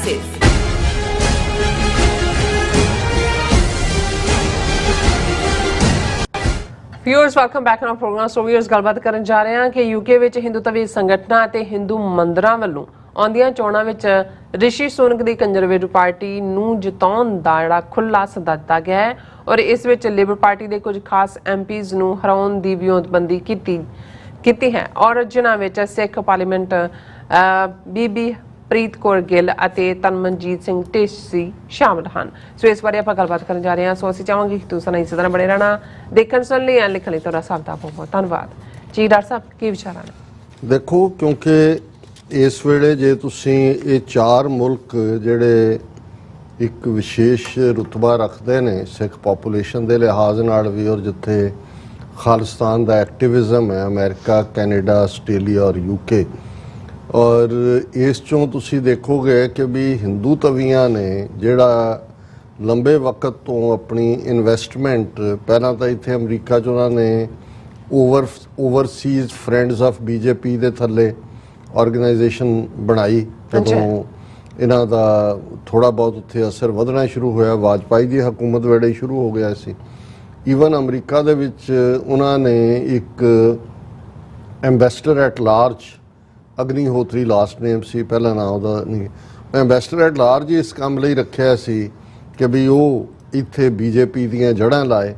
ਇਹੀ Overseas friends of BJP UK ਦੇ ਵਿੱਚ ਵੀ ਔਰ ਆਸਟ੍ਰੇਲੀਆ 'ਚ ਵੀ, ਕੈਨੇਡਾ 'ਚ ਵੀ। ਫਿਰ ਇਹਨਾਂ ਨੇ ਹਿੰਦੂ ਤਵੀਆਂ ਨੇ ਜਦੋਂ ਆਪਣੇ ਆਪ ਨੂੰ ਅੱਗੋਂ ਆਰਗੇਨਾਈਜ਼ ਕਰਨਾ ਸ਼ੁਰੂ ਕੀਤਾ ਪਿਛਲੇ 9 ਸਾਲ 'ਚ, ਖਾਸ ਤੌਰ ਤੇ ਜਦੋਂ ਦਾ Bhishma Agnihotri ambassador at large, ਜਦੋਂ ਦਾ ਇਹ ਮੋਦੀ ਆਇਆ, ਤੇ ਇਹਨਾਂ ਨੇ ਫਿਰ ਹਿੰਦੂ ਮੰਦਰਾਂ ਨੂੰ ਵੀ ਇੱਕ ਲੜੀ ਦੇ ਵਿੱਚ ਪਰੋ ਕੇ ਮੰਦਰਾਂ ਨੂੰ ਵੀ ਪੋਲੀਟੀਸਾਈਜ਼ ਕੀਤਾ। ਔਰ ਬਹੁਤ ਸਾਰੇ ਜਿਹੜੇ ਅਕਸ਼ਧਾਮ ਮੰਦਰ ਨੇ ਜਾਂ ਦੂਜੇ, ਹਾਲਾਂ ਗੁਜਰਾਤ ਦੇ ਵਿੱਚ ਮੁੱਖ ਧਾਰਾ ਹਿੰਦੂ ਇਹਨਾਂ ਨੂੰ ਨੇੜੇ ਨਹੀਂ ਲੱਗਣ ਦਿੰਦੇ, ਕਿਉਂਕਿ ਇਹ ਆਪਣੇ ਨੂੰ ਮੰਨਦੇ ਨੇ, ਜਿਹਨੂੰ ਵੀ ਆਪਣਾ ਭਗਵਾਨ ਕਹਿੰਦੇ ਨੇ, ਔਰ ਇਹਨਾਂ ਦੇ ਖਿਲਾਫ ਹਿੰਸਾ ਵੀ ਹੁੰਦੀ ਹੈ ਗੁਜਰਾਤ। ਪਰ ਬਾਹਰ ਤੁਸੀਂ ਦੇਖੋਗੇ ਕਿ ਵੀ ਇੰਨੇ ਵੱਡੇ, ਔਰ ਮੈਨੂੰ ਹਮੇਸ਼ਾ ਇਹ ਲੱਗਦਾ ਹੁੰਦਾ ਵੀ ਇਹ ਸਾਰੇ ਰਾਹ ਦੇ ਅੱਡੇ ਬਣਾਏ ਹੋਏ ਨੇ ਉਹਨਾਂ ਨੇ, ਕਿਉਂਕਿ ਇਹ ਜਿਹੜੇ ਅਕਸ਼ਧਾਮ ਵਾਲੇ ਨੇ ਰਿਲੇਟਿਵਲੀ ਨਿਊਟਰਲ ਜਿਹਾ ਸ਼ਕਲ ਰੱਖਦੇ ਨੇ। ਇਹਨਾਂ ਦੇ ਵਿੱਚ ਕਈ ਵਾਰੀ ਗੋਰੇ ਵੀ ਇਹਨਾਂ ਦੇ ਜਾਲ 'ਚ ਫਸਦੇ ਨੇ, ਔਰ ਇਹਨਾਂ ਰਾਹੀਂ ਇਹ ਇਹਨਾਂ ਦੇ ਰਾਹ ਦੇ ਏਜੰਟ ਆਪਰੇਟ ਕਰਦੇ ਨੇ। ਔਰ ਇਹੀ ਤੁਸੀਂ ਦੇਖੋਗੇ ਵੀ ਜਿੱਥੇ ਵੀ ਮੰਦਰਾਂ ਦੇ ਵਿੱਚ ਗ੍ਰੈਫਿਟੀ ਦਾ ਚੱਕਰ ਆਇਆ ਕਿ ਜੀ ਖਾਲਿਸਤਾਨ ਜ਼ਿੰਦਾਬਾਦ ਲਿਖਤਾ ਹੈ ਜਾਂ ਮੋਦੀ ਮੁਰਦਾਬਾਦ ਲਿਖਤਾ ਹੈ, ਉਹ ਬਹੁਤੇ ਟਾਰਗੇਟ ਅਕਸ਼ਧਾਮ ਹੀ ਕੀਤੇ ਹੋਏ ਨੇ, ਕੋਈ ਹੋਰ ਮੇਨ ਸਟ੍ਰੀਮ ਇਹਨਾਂ ਦੇ ਮੰਦਰ ਨੇ। ਔਰ ਆਸਟ੍ਰੇਲੀਆ ਦੀ ਪੁਲਿਸ ਇਨਵੈਸਟੀਗੇਸ਼ਨ ਤੋਂ ਤਾਂ ਸਾਹਮਣੇ ਆਇਆ ਕਿ ਉਹਨਾਂ ਨੇ ਕਿਹਾ ਜੀ it's a work of Hindus themselves, inside Hindus. So ਇਸ ਸਾਰੇ ਦੇ ਚੱਲਦੇ ਆ ਤੁਹਾਨੂੰ ਇਹ ਨਜ਼ਰ ਆਏਗਾ ਕਿ ਵੀ ਪੋਲੀਟੀਕਲ ਪ੍ਰੋਸੈਸ ਦੇ ਵਿੱਚ ਜੇ ਤੁਸੀਂ ਪੋਸਟ 47 ਪੋਲਿਟਿਕਸ ਦੇਖੋ, ਇਹ ਜਿਹੜੀਆਂ ਲੇਬਰ ਪਾਰਟੀਆਂ ਸੀ, ਜਿਵੇਂ ਇੰਗਲੈਂਡ ਦੇ ਵਿੱਚ ਲੇਬਰ ਪਾਰਟੀ, ਅਮਰੀਕਾ 'ਚ ਡੈਮੋਕ੍ਰੈਟ ਪਾਰਟੀ, ਕੈਨੇਡਾ ਦੇ ਵਿੱਚ ਲਿਬਰਲ ਪਾਰਟੀ, ਆਸਟ੍ਰੇਲੀਆ ਦੇ ਢਾਂਚੇ ਦਾ ਮੈਨੂੰ ਨਹੀਂ ਪਤਾ ਉੱਥੇ ਕੀ ਸੀ ਜੀ, ਇਹ ਸਾਰੀਆਂ ਹੀ ਪ੍ਰੋ ਇੰਡੀਆ ਸੀ, ਅਗੇਂਸਟ ਕਲੋਨੀਅਲ ਔਰ ਦੂਜੇ ਤੀਜੇ। ਇੰਡੀਆ ਨੂੰ ਜੇ ਫਰੀडम ਵਾਲਾ ਬਿੱਲ ਵੀ ਲਿਆਂਦਾ ਤੇ ਮਿਸਟਰ ਐਟਲੀ ਉਹਨਾਂ ਦੀ ਲੇਬਰ ਪਾਰਟੀ ਸੀ। ਅਮਰੀਕਾ ਦੇ ਵਿੱਚ ਉਹ ਸਿੱਖ, ਹਿੰਦੂ, ਮੁਸਲਮਾਨ ਕੋਈ ਵੀ ਉਸ ਖਿੱਤੇ ਦੇ ਹੋਣ, ਉਹ ਡੈਮੋਕ੍ਰੇਟ ਪਾਰਟੀ ਦਾ ਹੀ ਹਿੱਸਾ ਹੁੰਦੇ ਸੀ, ਕਿਉਂਕਿ ਇਹ ਰਿਲੇਟਿਵਲੀ ਲਿਬਰਲ ਸੀ। ਕੰਜ਼ਰਵੇਟਿਵ ਪਾਰਟੀਜ਼ ਰੇਸਿਜ਼ਮ ਔਰ ਦੂਸਰੇ ਤੀਸਰੇ ਦੇ ਇਸ਼ੂ ਸੀ। ਪਰ ਤੁਸੀਂ ਜਦੋਂ ਦਾ ਹਿੰਦੂ ਤਵੀਆਂ ਦੀਆਂ ਜੜ੍ਹਾਂ ਇੱਥੇ ਲੱਗੀਆਂ ਨੇ, ਤੁਸੀਂ ਦੇਖੋਗੇ ਕਿ ਉਹਨਾਂ ਨੇ ਇੱਕ ਤਾਂ ਪਹਿਲਾਂ ਦੋਨੋਂ ਪਾਸੇ ਪਲੇ ਕਰਨਾ ਸ਼ੁਰੂ ਕੀਤਾ, ਪੈਸੇ ਦੋਨੋਂ ਪਾਸੇ ਦੇਣੇ ਜਾਂ ਦੂਜੇ। ਪਰ ਹੁਣ ਇਹਨਾਂ ਨੂੰ ਲੱਗਦਾ ਹੈ ਕਿ ਵੀ ਜਿਹੜੀਆਂ ਲਿਬਰਲ ਪਾਰਟੀਆਂ ਨੇ ਉਹ ਕਿਤੇ ਨਾ ਕਿਤੇ ਹਿਊਮਨ ਰਾਈਟਸ ਦੇ ਇਸ਼ੂ ਤੇ ਇੰਡੀਆ ਨੂੰ ਜਵਾਬਦੇਹ ਬਣਾਉਂਦੀਆਂ ਨੇ, ਰਿਲੀਜੀਅਸ ਫਰੀडम ਦੇ ਇਸ਼ੂ ਤੇ ਜਵਾਬਦੇਹ ਬਣਾਉਂਦੀਆਂ ਨੇ। ਇਸ ਲਈ ਉਹਨਾਂ ਨੇ, ਔਰ ਜਿਹੜਾ ਕੰਜ਼ਰਵੇਟਿਵ ਪਾਰਟੀਆਂ ਨੇ ਉਹਨਾਂ 'ਚ ਉਹੀ ਰੇਸਿਜ਼ਮ ਵੀ, ਇਹ ਵੀ ਰੇਸਿਜ਼ਮ ਹੈ, ਬ੍ਰਾਹਮਣਿਜ਼ਮ, ਉਹੀ ਸਾਰਾ ਇਹਨਾਂ ਦਾ ਹਿੰਦੁਸਤਾਨ ਦਾ ਏਜੰਡਾ। ਸੋ ਐਵੇਂ ਨਹੀਂ ਮੋਦੀ ਨੇ ਲੱਖ ਗੁਜਰਾਤੀ ਇਕੱਠਾ ਕਰਕੇ ਮਿਲੀਅਨਸ ਆਫ ਡਾਲਰਸ ਅਨਅਕਾਊਂਟਡ ਮਨੀ ਜਿਹੜੀਆਂ ਐਮਬੈਸੀਆਂ ਦੀ ਆ ਉਹ ਯੂਜ਼ ਕਰਕੇ ਅਬ ਕੀ ਵਾਰ ਟਰੰਪ ਸਰਕਾਰ, ਨਾਰਾ ਉਹਦਾ ਅਮਰੀਕਾ 'ਚ ਸ਼ਾਇਦ ਪਹਿਲੀ ਵਾਰ ਹੋਇਆ ਵੀ ਪਬਲਿਕਲੀ ਕਿਸੇ ਸਿਟਿੰਗ ਪ੍ਰੈਜ਼ੀਡੈਂਟ ਦੇ ਨਾਲ ਬਾਹਰਲਾ ਆ ਕੇ ਉਸ ਪ੍ਰੈਜ਼ੀਡੈਂਟ ਲਈ ਕੰਪੇਨ ਕਰ ਰਿਹਾ, ਵੋਟਾਂ ਮੰਗ ਰਿਹਾ ਜੀ। ਔਰ $1 ਮਿਲੀਅਨ ਤੋਂ ਜ਼ਿਆਦਾ ਨਿਊ ਜਰਸੀ 'ਚ ਹਿੰਦੂਜ਼ ਫॉर ਟਰੰਪ ਨੇ ਇਕੱਠੇ ਕਰਤੇ।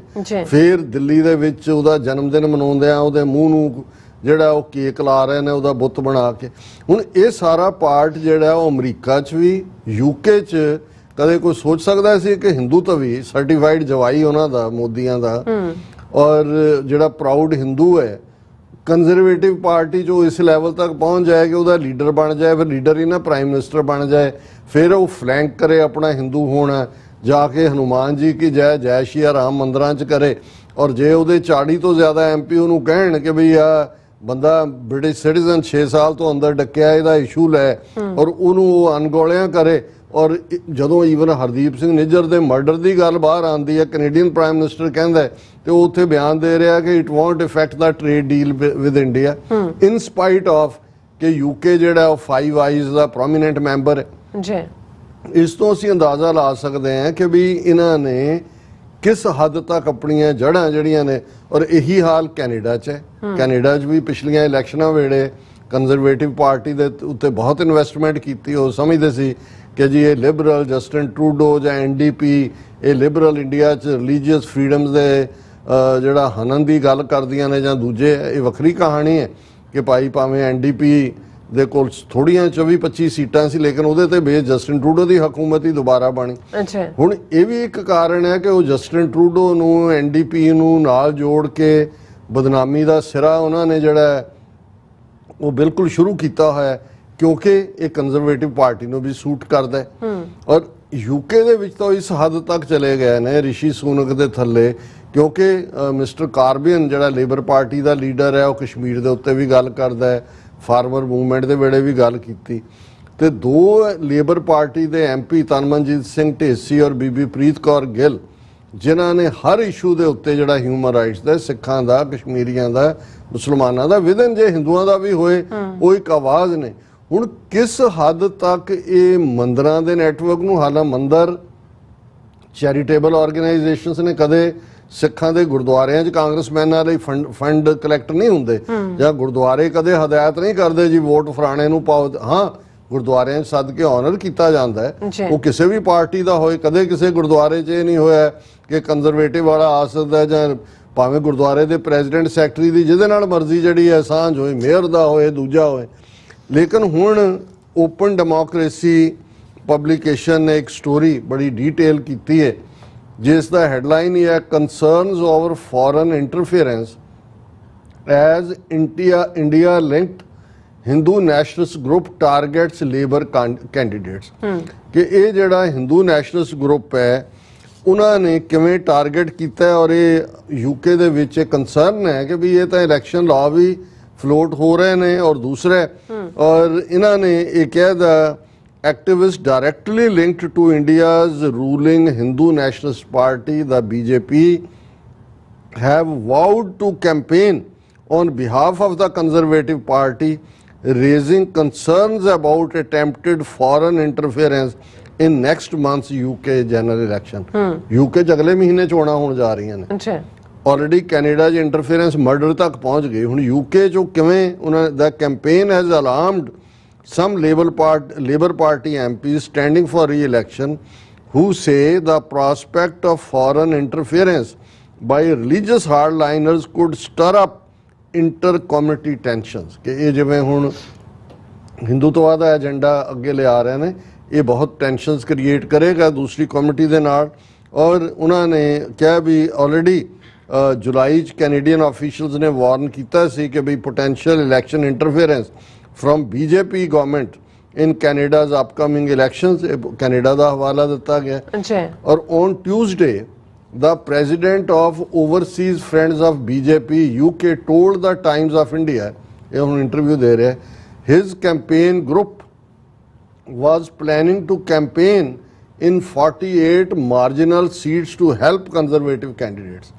Overseas Friends of BJP Times of India ਨੂੰ ਕਹਿ ਰਿਹਾ ਜੀ 48 ਸੀਟਾਂ ਜਿਹੜੀਆਂ ਨੇ ਜ਼ਾਹਰ ਹੈ ਜਿੱਥੇ ਲੇਬਰ ਪਾਰਟੀ ਦੇ ਕੈਂਡੀਡੇਟ ਨੇ ਮਾਰਜਨਲ, ਉੱਥੇ ਅਸੀਂ ਜਿਹੜਾ ਉਹ ਕੰਜ਼ਰਵੇਟਿਵ ਕੈਂਡੀਡੇਟ ਲਈ ਕੰਮ ਕਰਾਂਗੇ।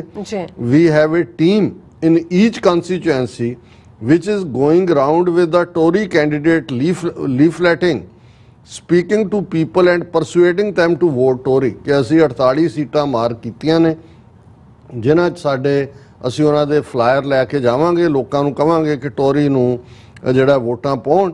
ਔਰ ਇਹ ਕੁਲਦੀਪ ਸਿੰਘ ਸ਼ੇਖਾਵਤ ਉਹਨਾਂ ਦੇ ਪ੍ਰੈਜ਼ੀਡੈਂਟ ਦਾ ਕਹਿਣਾ।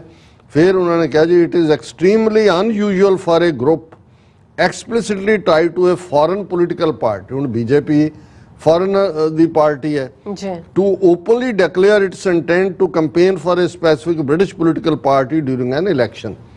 ਹੁਣ Shekhawat also said their campaign will target Britain's only two Sikh MPs, Tan Tesi and Preet Gill, both of whom are Labour, and replace them with Conservatives. ਇਹ ਹੁਣ ਟਾਰਗੇਟ ਕਰਕੇ ਕਹਿ ਰਿਹਾ ਵੀ ਅਸੀਂ ਯਕੀਨੀ ਬਣਾਵਾਂਗੇ ਕਿ ਇਹਨਾਂ ਦੋਨਾਂ ਨੂੰ ਅਸੀਂ ਹਰਾਈਏ ਔਰ ਕੰਜ਼ਰਵੇਟਿਵ ਪਾਰਟੀ ਦੇ ਜਿਹੜੇ ਨੇ ਉਹ ਉਹਨਾਂ ਉਮੀਦਵਾਰਾਂ ਨੂੰ ਜਿਤਾਈਏ ਔਰ ਬਾਕੀਆਂ ਦੇ ਵੀ ਫਿਰ ਨਾਂ ਨੇ ਜਿਨ੍ਹਾਂ ਨੂੰ ਇਹ ਹਰਾਉਣ ਦੇ ਲਈ ਉਹਨਾਂ ਨੇ ਕਿਹਾ। ਔਰ ਇਹ 1992 ਦੇ ਵਿੱਚ ਓਵਰਸੀਜ਼ ਫਰੈਂਡਸ ਆਫ ਬੀਜੇਪੀ ਬਣੀ ਔਰ ਇਹ ਇਹਨਾਂ ਦਾ ਮੇਨ ਮਕਸਦ ਹੈ to spread a positive message of BJP government in India.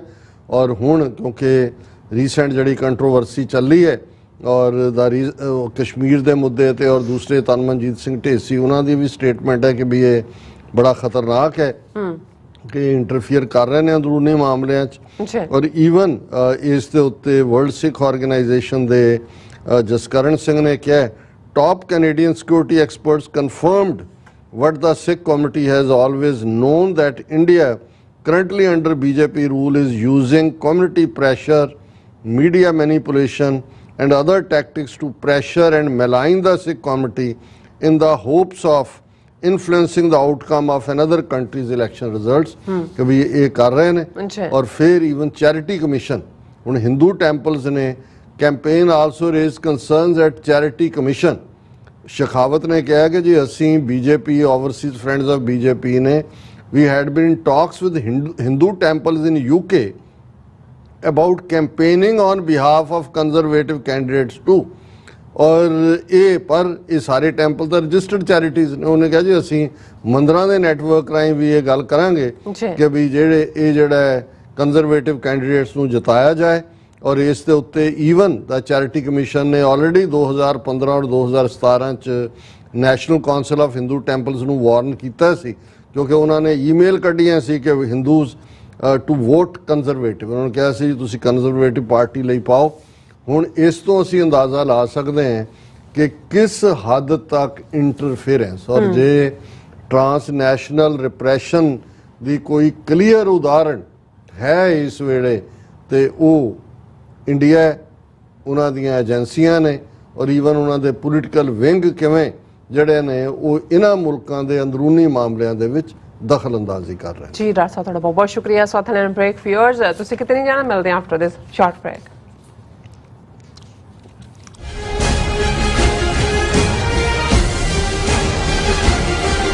Sikh society of Indiana ਵੱਲੋਂ ਮਿਡਵੈਸਟ ਦੀਆਂ ਸਮੂਹ ਸੰਗਤਾਂ ਅਤੇ ਗੁਰਦੁਆਰਾ ਪ੍ਰਬੰਧਕ ਕਮੇਟੀਆਂ ਦੇ ਸਹਿਯੋਗ ਨਾਲ ਗੁਰੂ ਗ੍ਰੰਥ ਸਾਹਿਬ ਜੀ ਦੇ ਪਹਿਲੇ ਪ੍ਰਕਾਸ਼ ਦਿਹਾੜੇ ਨੂੰ ਸਮਰਪਿਤ 9ਵਾਂ ਸਾਲਾਨਾ ਨਗਰ ਕੀਰਤਨ 7 ਅਕਤੂਬਰ 2023 ਦਿਨ ਸ਼ਨੀਵਾਰ ਨੂੰ ਦੁਪਹਿਰ 12 ਵਜੇ ਤੋਂ ਸ਼ਾਮ 5 ਵਜੇ ਤੱਕ ਕੱਢਿਆ ਜਾ ਰਿਹਾ ਹੈ। ਨਗਰ ਕੀਰਤਨ ਵਾਰ ਮੈਮੋਰੀਅਲ ਪਾਰਕ ਇੰਡੀਅਨੈਪਲਸ ਵਿਖੇ ਕੱਢਿਆ ਜਾਵੇਗਾ ਅਤੇ ਉਪਰੰਤ ਉੱਥੇ ਹੀ ਸਟੇਜ ਲਗਾਈ ਜਾਵੇਗੀ। ਗੁਰੂ ਕਾ ਲੰਗਰ ਅਟੁੱਟ ਵਰਤੇਗਾ। ਆਪ ਸਭ ਨੂੰ ਇਸ ਨਗਰ ਕੀਰਤਨ ਵਿੱਚ ਪਹੁੰਚਣ ਲਈ ਬੇਨਤੀ ਕੀਤੀ ਜਾਂਦੀ ਹੈ। ਵਧੇਰੇ ਜਾਣਕਾਰੀ ਲਈ ਤੁਸੀਂ ਹੇਠ ਦਿੱਤੇ ਨੰਬਰਾਂ ਤੇ ਸੰਪਰਕ ਕਰ ਸਕਦੇ ਹੋ।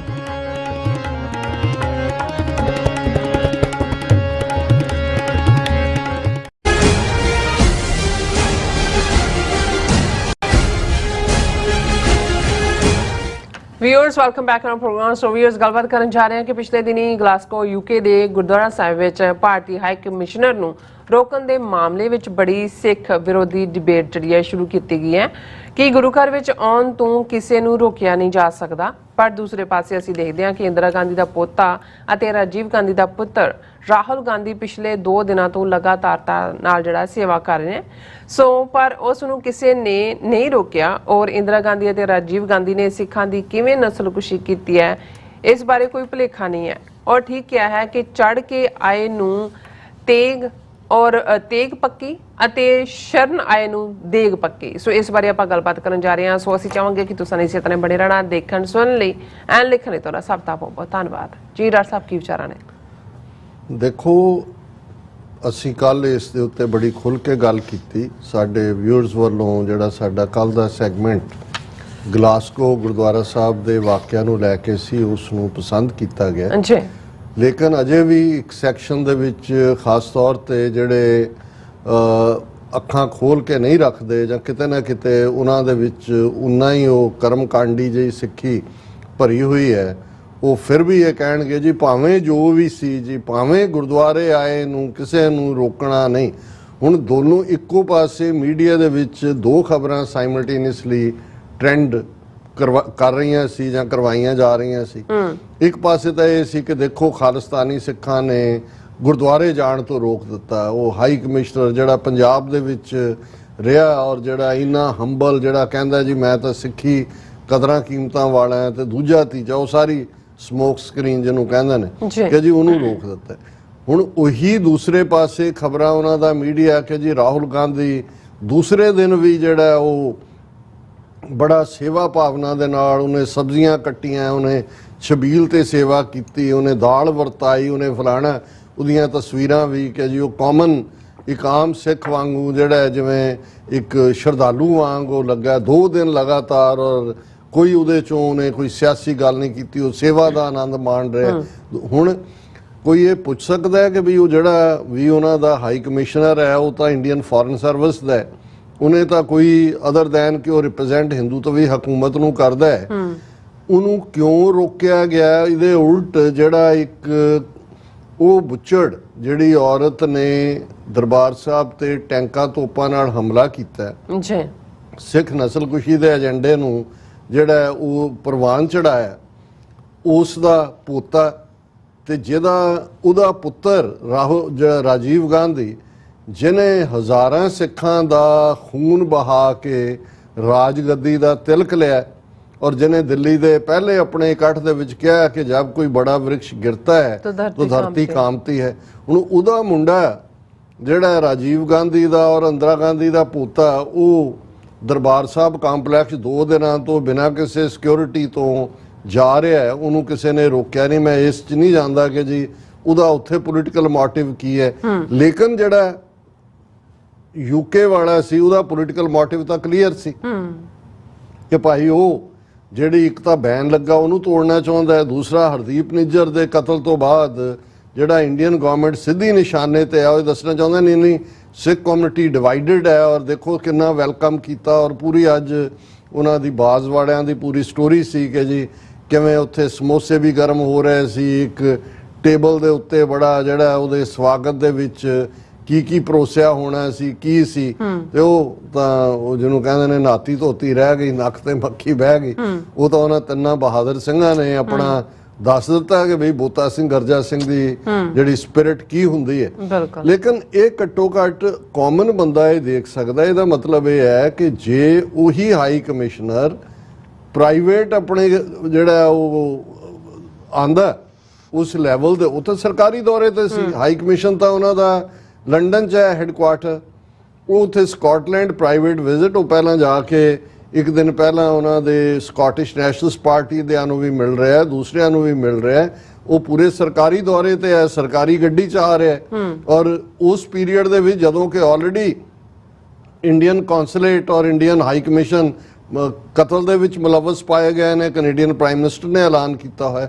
ਸੋ ਅਸੀਂ ਜਿਹੜਾ ਤੁਸੀਂ ਇਹ ਦੁਹਰਾਉਂਦੇ ਹੋ ਔਰ ਅਸੀਂ ਵੀ ਹਮੇਸ਼ਾ ਇਹ ਕਹਿੰਦੇ ਹਾਂ ਕਿ ਭਾਈ ਇੱਕ ਅੱਜ ਵੀ ਅਸੀਂ ਇਹ ਗੱਲ ਕਲੀਅਰ ਕਰਨਾ ਚਾਹੁੰਦੇ ਹਾਂ ਵੀ ਕੋਈ ਵੀ ਗੁਰਦੁਆਰੇ 'ਚ ਕਿਸੇ ਨੂੰ ਕੋਈ ਹਿੰਦੂ ਸਿੱਖ ਮੁਸਲਮਾਨ ਕੋਈ ਬਲੀਵਰ ਕੋਈ ਨਾਨ ਬਲੀਵਰ ਕੋਈ ਵੀ ਆਏ ਉਹਦੇ ਲਈ ਦਰਵਾਜ਼ੇ ਖੁੱਲੇ ਨੇ। ਲੇਕਿਨ ਜਦੋਂ ਕੋਈ ਸਟੇਟ ਦਾ ਨੁਮਾਇੰਦਾ ਬਣ ਕੇ ਕੋਈ ਸਟੇਟ ਦਾ ਏਜੰਡਾ ਲਾਗੂ ਕਰਨ ਦੇ ਨਾਂ ਥੱਲੇ ਡਿਪਲੋਮੈਟ ਹੋਏ ਜਾਂ ਉਹਨਾਂ ਦਾ ਕੋਈ ਕਰਿੰਦਾ ਹੋਏ ਤੇ ਉਹਨਾਂ ਦੇ ਨਾਲ ਫਿਰ ਇਹੀ ਸਲੂਕ ਹੋਣਾ ਚਾਹੀਦਾ ਹੈ ਜੋ ਉਹਨਾਂ 3 ਸਿੱਖ ਨੌਜਵਾਨਾਂ ਨੇ ਕੀਤਾ। ਔਰ ਅਸੀਂ ਸਮਝਦੇ ਹਾਂ ਕਿ ਭਾਈ ਇਹ ਆਪਣੇ ਆਪ, ਹਾਲਾਂ ਇਹਦਾ ਮਤਲਬ ਇਹ ਨਹੀਂ ਹੈ ਕਿ ਜੀ ਰਾਹੁਲ ਗਾਂਧੀ ਦੇ ਇਸ ਦੇ ਨਾਲ ਉਹਦੇ ਪੁਰਖਿਆਂ ਦੇ ਗੁਨਾਹ ਜਿਹੜੇ ਨੇ ਉਹ ਬਖਸ਼ੇ ਗਏ, ਨਹੀਂ, ਉਹਦੀ ਅਕਾਊਂਟੇਬਿਲਟੀ ਦੋਨਾਂ ਦੇ ਨਾਲ ਹੀ ਹੋਈ। ਇੰਦਰਾ ਗਾਂਧੀ ਨੂੰ ਵੀ ਸਜ਼ਾ ਯਾਫਤਾ ਸਿੰਘਾਂ ਨੇ ਕੀਤਾ, ਰਾਹੁਲ ਗਾਂਧੀ ਨੇ ਕਰਮਾਂ ਦਾ ਫਲ ਪਾਇਆ, ਭਾਵੇਂ ਉਹ ਇੱਕ ਤਾਮਿਲ ਭੈਣ ਤੈਨੂੰ ਨਹੀਂ ਹਿਸਾਬ ਬਰਾਬਰ ਕੀਤਾ। ਔਰ ਉਹਦਾ ਵੀ ਇਹ ਸਾਨੂੰ ਅੱਖ ਵੀ ਰੱਖਣ ਵਾਲੀ ਹੈ ਕਿ ਭਾਈ ਇਹ ਉੱਥੋਂ ਦੇ ਸਿਆਸੀ ਸਾਰੇ ਸਿਸਟਮ ਦੇ ਵਿੱਚ ਹੁਣ ਕਿਹਦਾ ਕੀ ਰੋਲ ਹੋਣਾ। ਪਰ ਇਹ ਉਦਾਹਰਣ ਆਪਣੇ ਆਪ ਦੇ ਵਿੱਚ ਦੱਸਣ ਲਈ ਕਾਫੀ ਹੈ ਕਿ ਕਿਸੇ ਨੂੰ ਵੀ ਗੁਰਦੁਆਰੇ ਦੇ ਵਿੱਚ ਇਸ ਬਿਹਾਫ ਤੇ ਨਹੀਂ ਰੋਕਿਆ ਜਾਂਦਾ ਕਿ ਭਾਈ ਉਹ ਜਿਹੜਾ ਉਹ ਹਿੰਦੂ ਹੈ ਜਾਂ ਸਿੱਖ ਹੈ ਜਾਂ ਮੁਸਲਮਾਨ ਹੈ, ਐਜ਼ ਲੌਂਗ ਐਜ਼ ਉਹ ਸਿਰਫ ਤੇ ਸਿਰਫ ਇੱਕ ਦਰਸ਼ਨ ਅਭਿਲਾਸ਼ੀ ਬਣ ਕੇ ਆਉਂਦਾ ਹੈ। ਜੀ ਡਾਕਟਰ ਸਾਹਿਬ, ਹੁਣ ਆਪਾਂ ਆਪਣੇ ਜਿਹੜੇ ਵਿਊਅਰਸ ਜਿਹੜੇ ਮੈਸੇਜ ਨੇ ਉਹ ਲੈਣ ਜਾ ਰਹੇ ਹਾਂ, ਔਰ ਸਭ ਦਾ ਸ਼ੁਕਰੀਆ ਅਦਾ ਕਰਦੇ ਹਾਂ। ਔਰ ਜਿਸ ਤਰ੍ਹਾਂ ਸਾਡੇ ਕੋਲ ਮੈਸੇਜ ਹੈਗੇ ਨੇ, Jatinder Singh ji, Baljit Waraich, Hardeep Singh, all about truth and Sikhism, Hardeep Singh, Khalsa Desh Punjab, and Amarjit Saini Singh Garcha ji, ਇਹ ਸਾਨੂੰ ਸਭ ਜਿਹੜੇ ਨੇ ਉਹ ਫਤਿਹ ਬੁਲਾਉਂਦੇ ਨੇ ਔਰ ਖਾਲਸਾ ਜ਼ਿੰਦਾਬਾਦ ਕਹਿੰਦੇ ਨੇ। ਔਰ ਜਸਕੀਰਤ ਸਿੰਘ ਜੀ ਫਤਿਹ ਬੁਲਾ ਕੇ ਕਹਿੰਦੇ ਨੇ, ਡਾਕਟਰ ਸਾਹਿਬ ਜੀ ਸਾਨੂੰ ਸਭ ਨੂੰ ਇੱਕ ਹੋ ਕੇ ਹਿੰਦੂਤਵੀ ਏਜੰਸੀਜ਼ ਦਾ ਹਰ ਪੱਖ ਤੋਂ ਜਿਹੜਾ ਹੈ ਜਵਾਬ ਦੇਣਾ ਚਾਹੀਦਾ ਹੈ। ਸਾਡੀ ਏਕਤਾ ਹੀ ਸਾਨੂੰ ਜਿਹੜੀ ਸਾਡੀ ਏਕਤਾ ਹੀ ਸਾਡੀ ਫਰੀडम ਸਾਨੂੰ ਦੇਣ ਵਾਲੀ ਹੈ। ਔਰ ਖਾਲਸਾ ਜ਼ਿੰਦਾਬਾਦ ਕਹਿੰਦੇ ਨੇ। ਔਰ ਇਸੇ ਤਰ੍ਹਾਂ ਜਾਕੂਬ ਜੀ ਕਾਫੀ ਸਾਰੇ ਮੈਸੇਜ ਨੇ, ਕੱਲ गैर हाजिर ਸੀ, कह रहे हैं कि डॉक्टर साहब और मिस नीलम व्हाट हैपेंड, क्या लोगों ने जेस्टरडे का प्रोग्राम देखा है ਜਾਂ something was wrong with my YouTube, please बताइए। हाँ जी, ਤੁਹਾਡੇ ਹੀ ਮੇਰੇ ਖਿਆਲ ਕੋਈ ਪ੍ਰੋਬਲਮ ਹੋਈ ਹੈ। ਨਹੀਂ, ਇੱਕ ਦੋ ਹੋਰ ਨੇ ਵੀ ਲਿਖਿਆ ਵੀ YouTube ਤੇ ਲਿੰਕ ਮਿਲ ਨਹੀਂ ਸੀ ਰਿਹਾ। ਹਾਂਜੀ, ਪਰ ਕੱਲ ਬਹੁਤ ਵੱਡੀ ਗਿਣਤੀ ਚ ਲਗਭਗ 2000 ਬੰਦਾ ਲਾਈਵ ਦੇਖ ਰਿਹਾ ਸੀ। ਔਰ ਕਾਫੀ ਸਾਰੇ ਮੈਸੇਜ ਵੀ ਸੀ, ਤੁਹਾਡਾ ਮੈਸੇਜ ਅਸੀਂ ਮਿਸ ਕੀਤਾ ਕਿ ਤੁਸੀਂ ਨਹੀਂ ਦੇਖ ਰਹੇ ਸੀ। ਔਰ ਬਹੁਤ ਬਹੁਤ ਸ਼ੁਕਰੀਆ। ਔਰ ਮਨਬੀਰ ਬੈਂਸ ਜੀ ਕਹਿੰਦੇ ਨੇ 84 ਵਾਲੇ ਕਹਿੰਦੇ ਸਾਡੇ ਵਾਲਾ TV 84 ਕਹਿੰਦੇ ਨੇ, ਵਾਹ ਸੋ ਨਾਈਸ।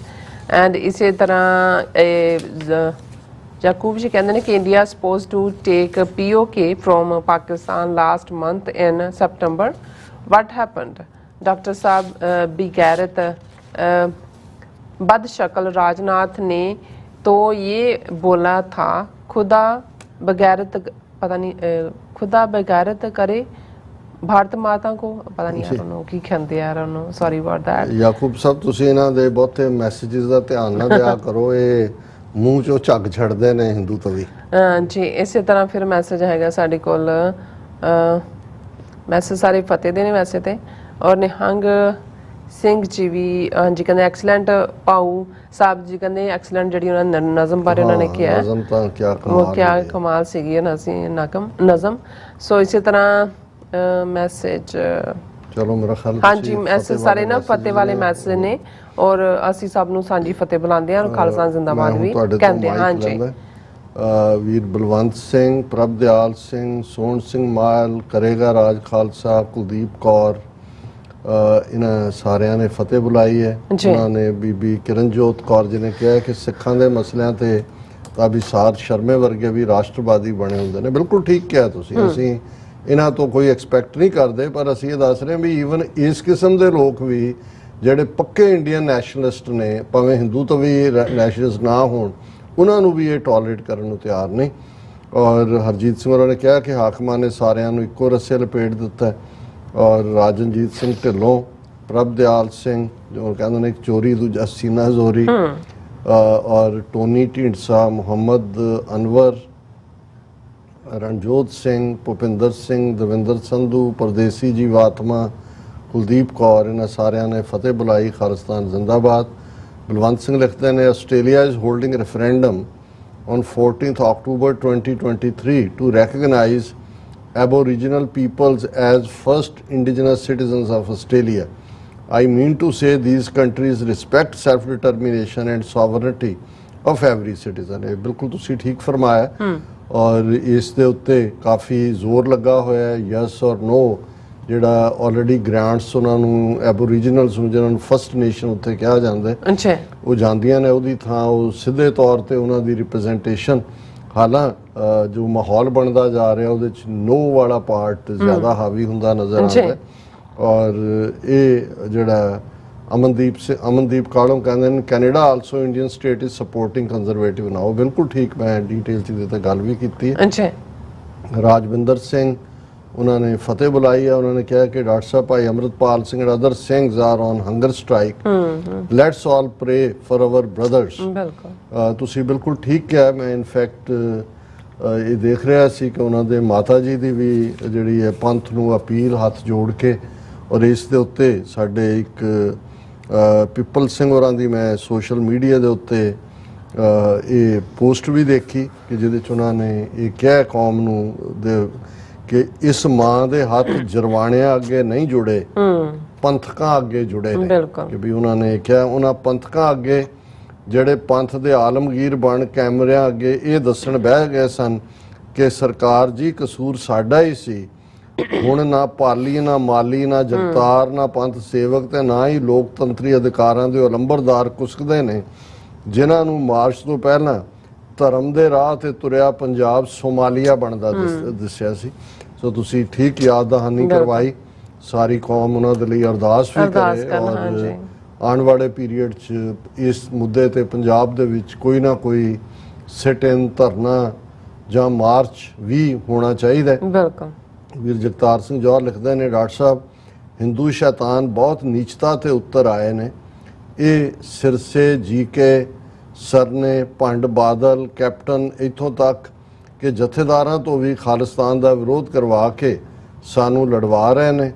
ਚੰਗਾ ਹੁੰਦਾ ਜੇ ਸਾਡੇ ਜਥੇਦਾਰ ਜੀਕੇ ਸਿਰਸੇ ਸਰਨੇ ਬਾਦਲ ਸਾਰੇ ਰਲ ਕੇ ਕਹਿੰਦੇ ਕਿ ਵੋਟਾਂ ਪਵਾਓ ਕਿ ਦਿੱਲੀ ਤੋਂ ਇੱਕ ਦੂਜੇ ਨੂੰ ਗੱਲ ਮੰਦਾ ਨਾ ਕਰਨਾ ਪਵੇ, ਇੱਕ ਦੂਜੇ ਨੂੰ ਗਾਲ ਮੰਦਾ ਨਾ ਕਰਨਾ ਪਵੇ।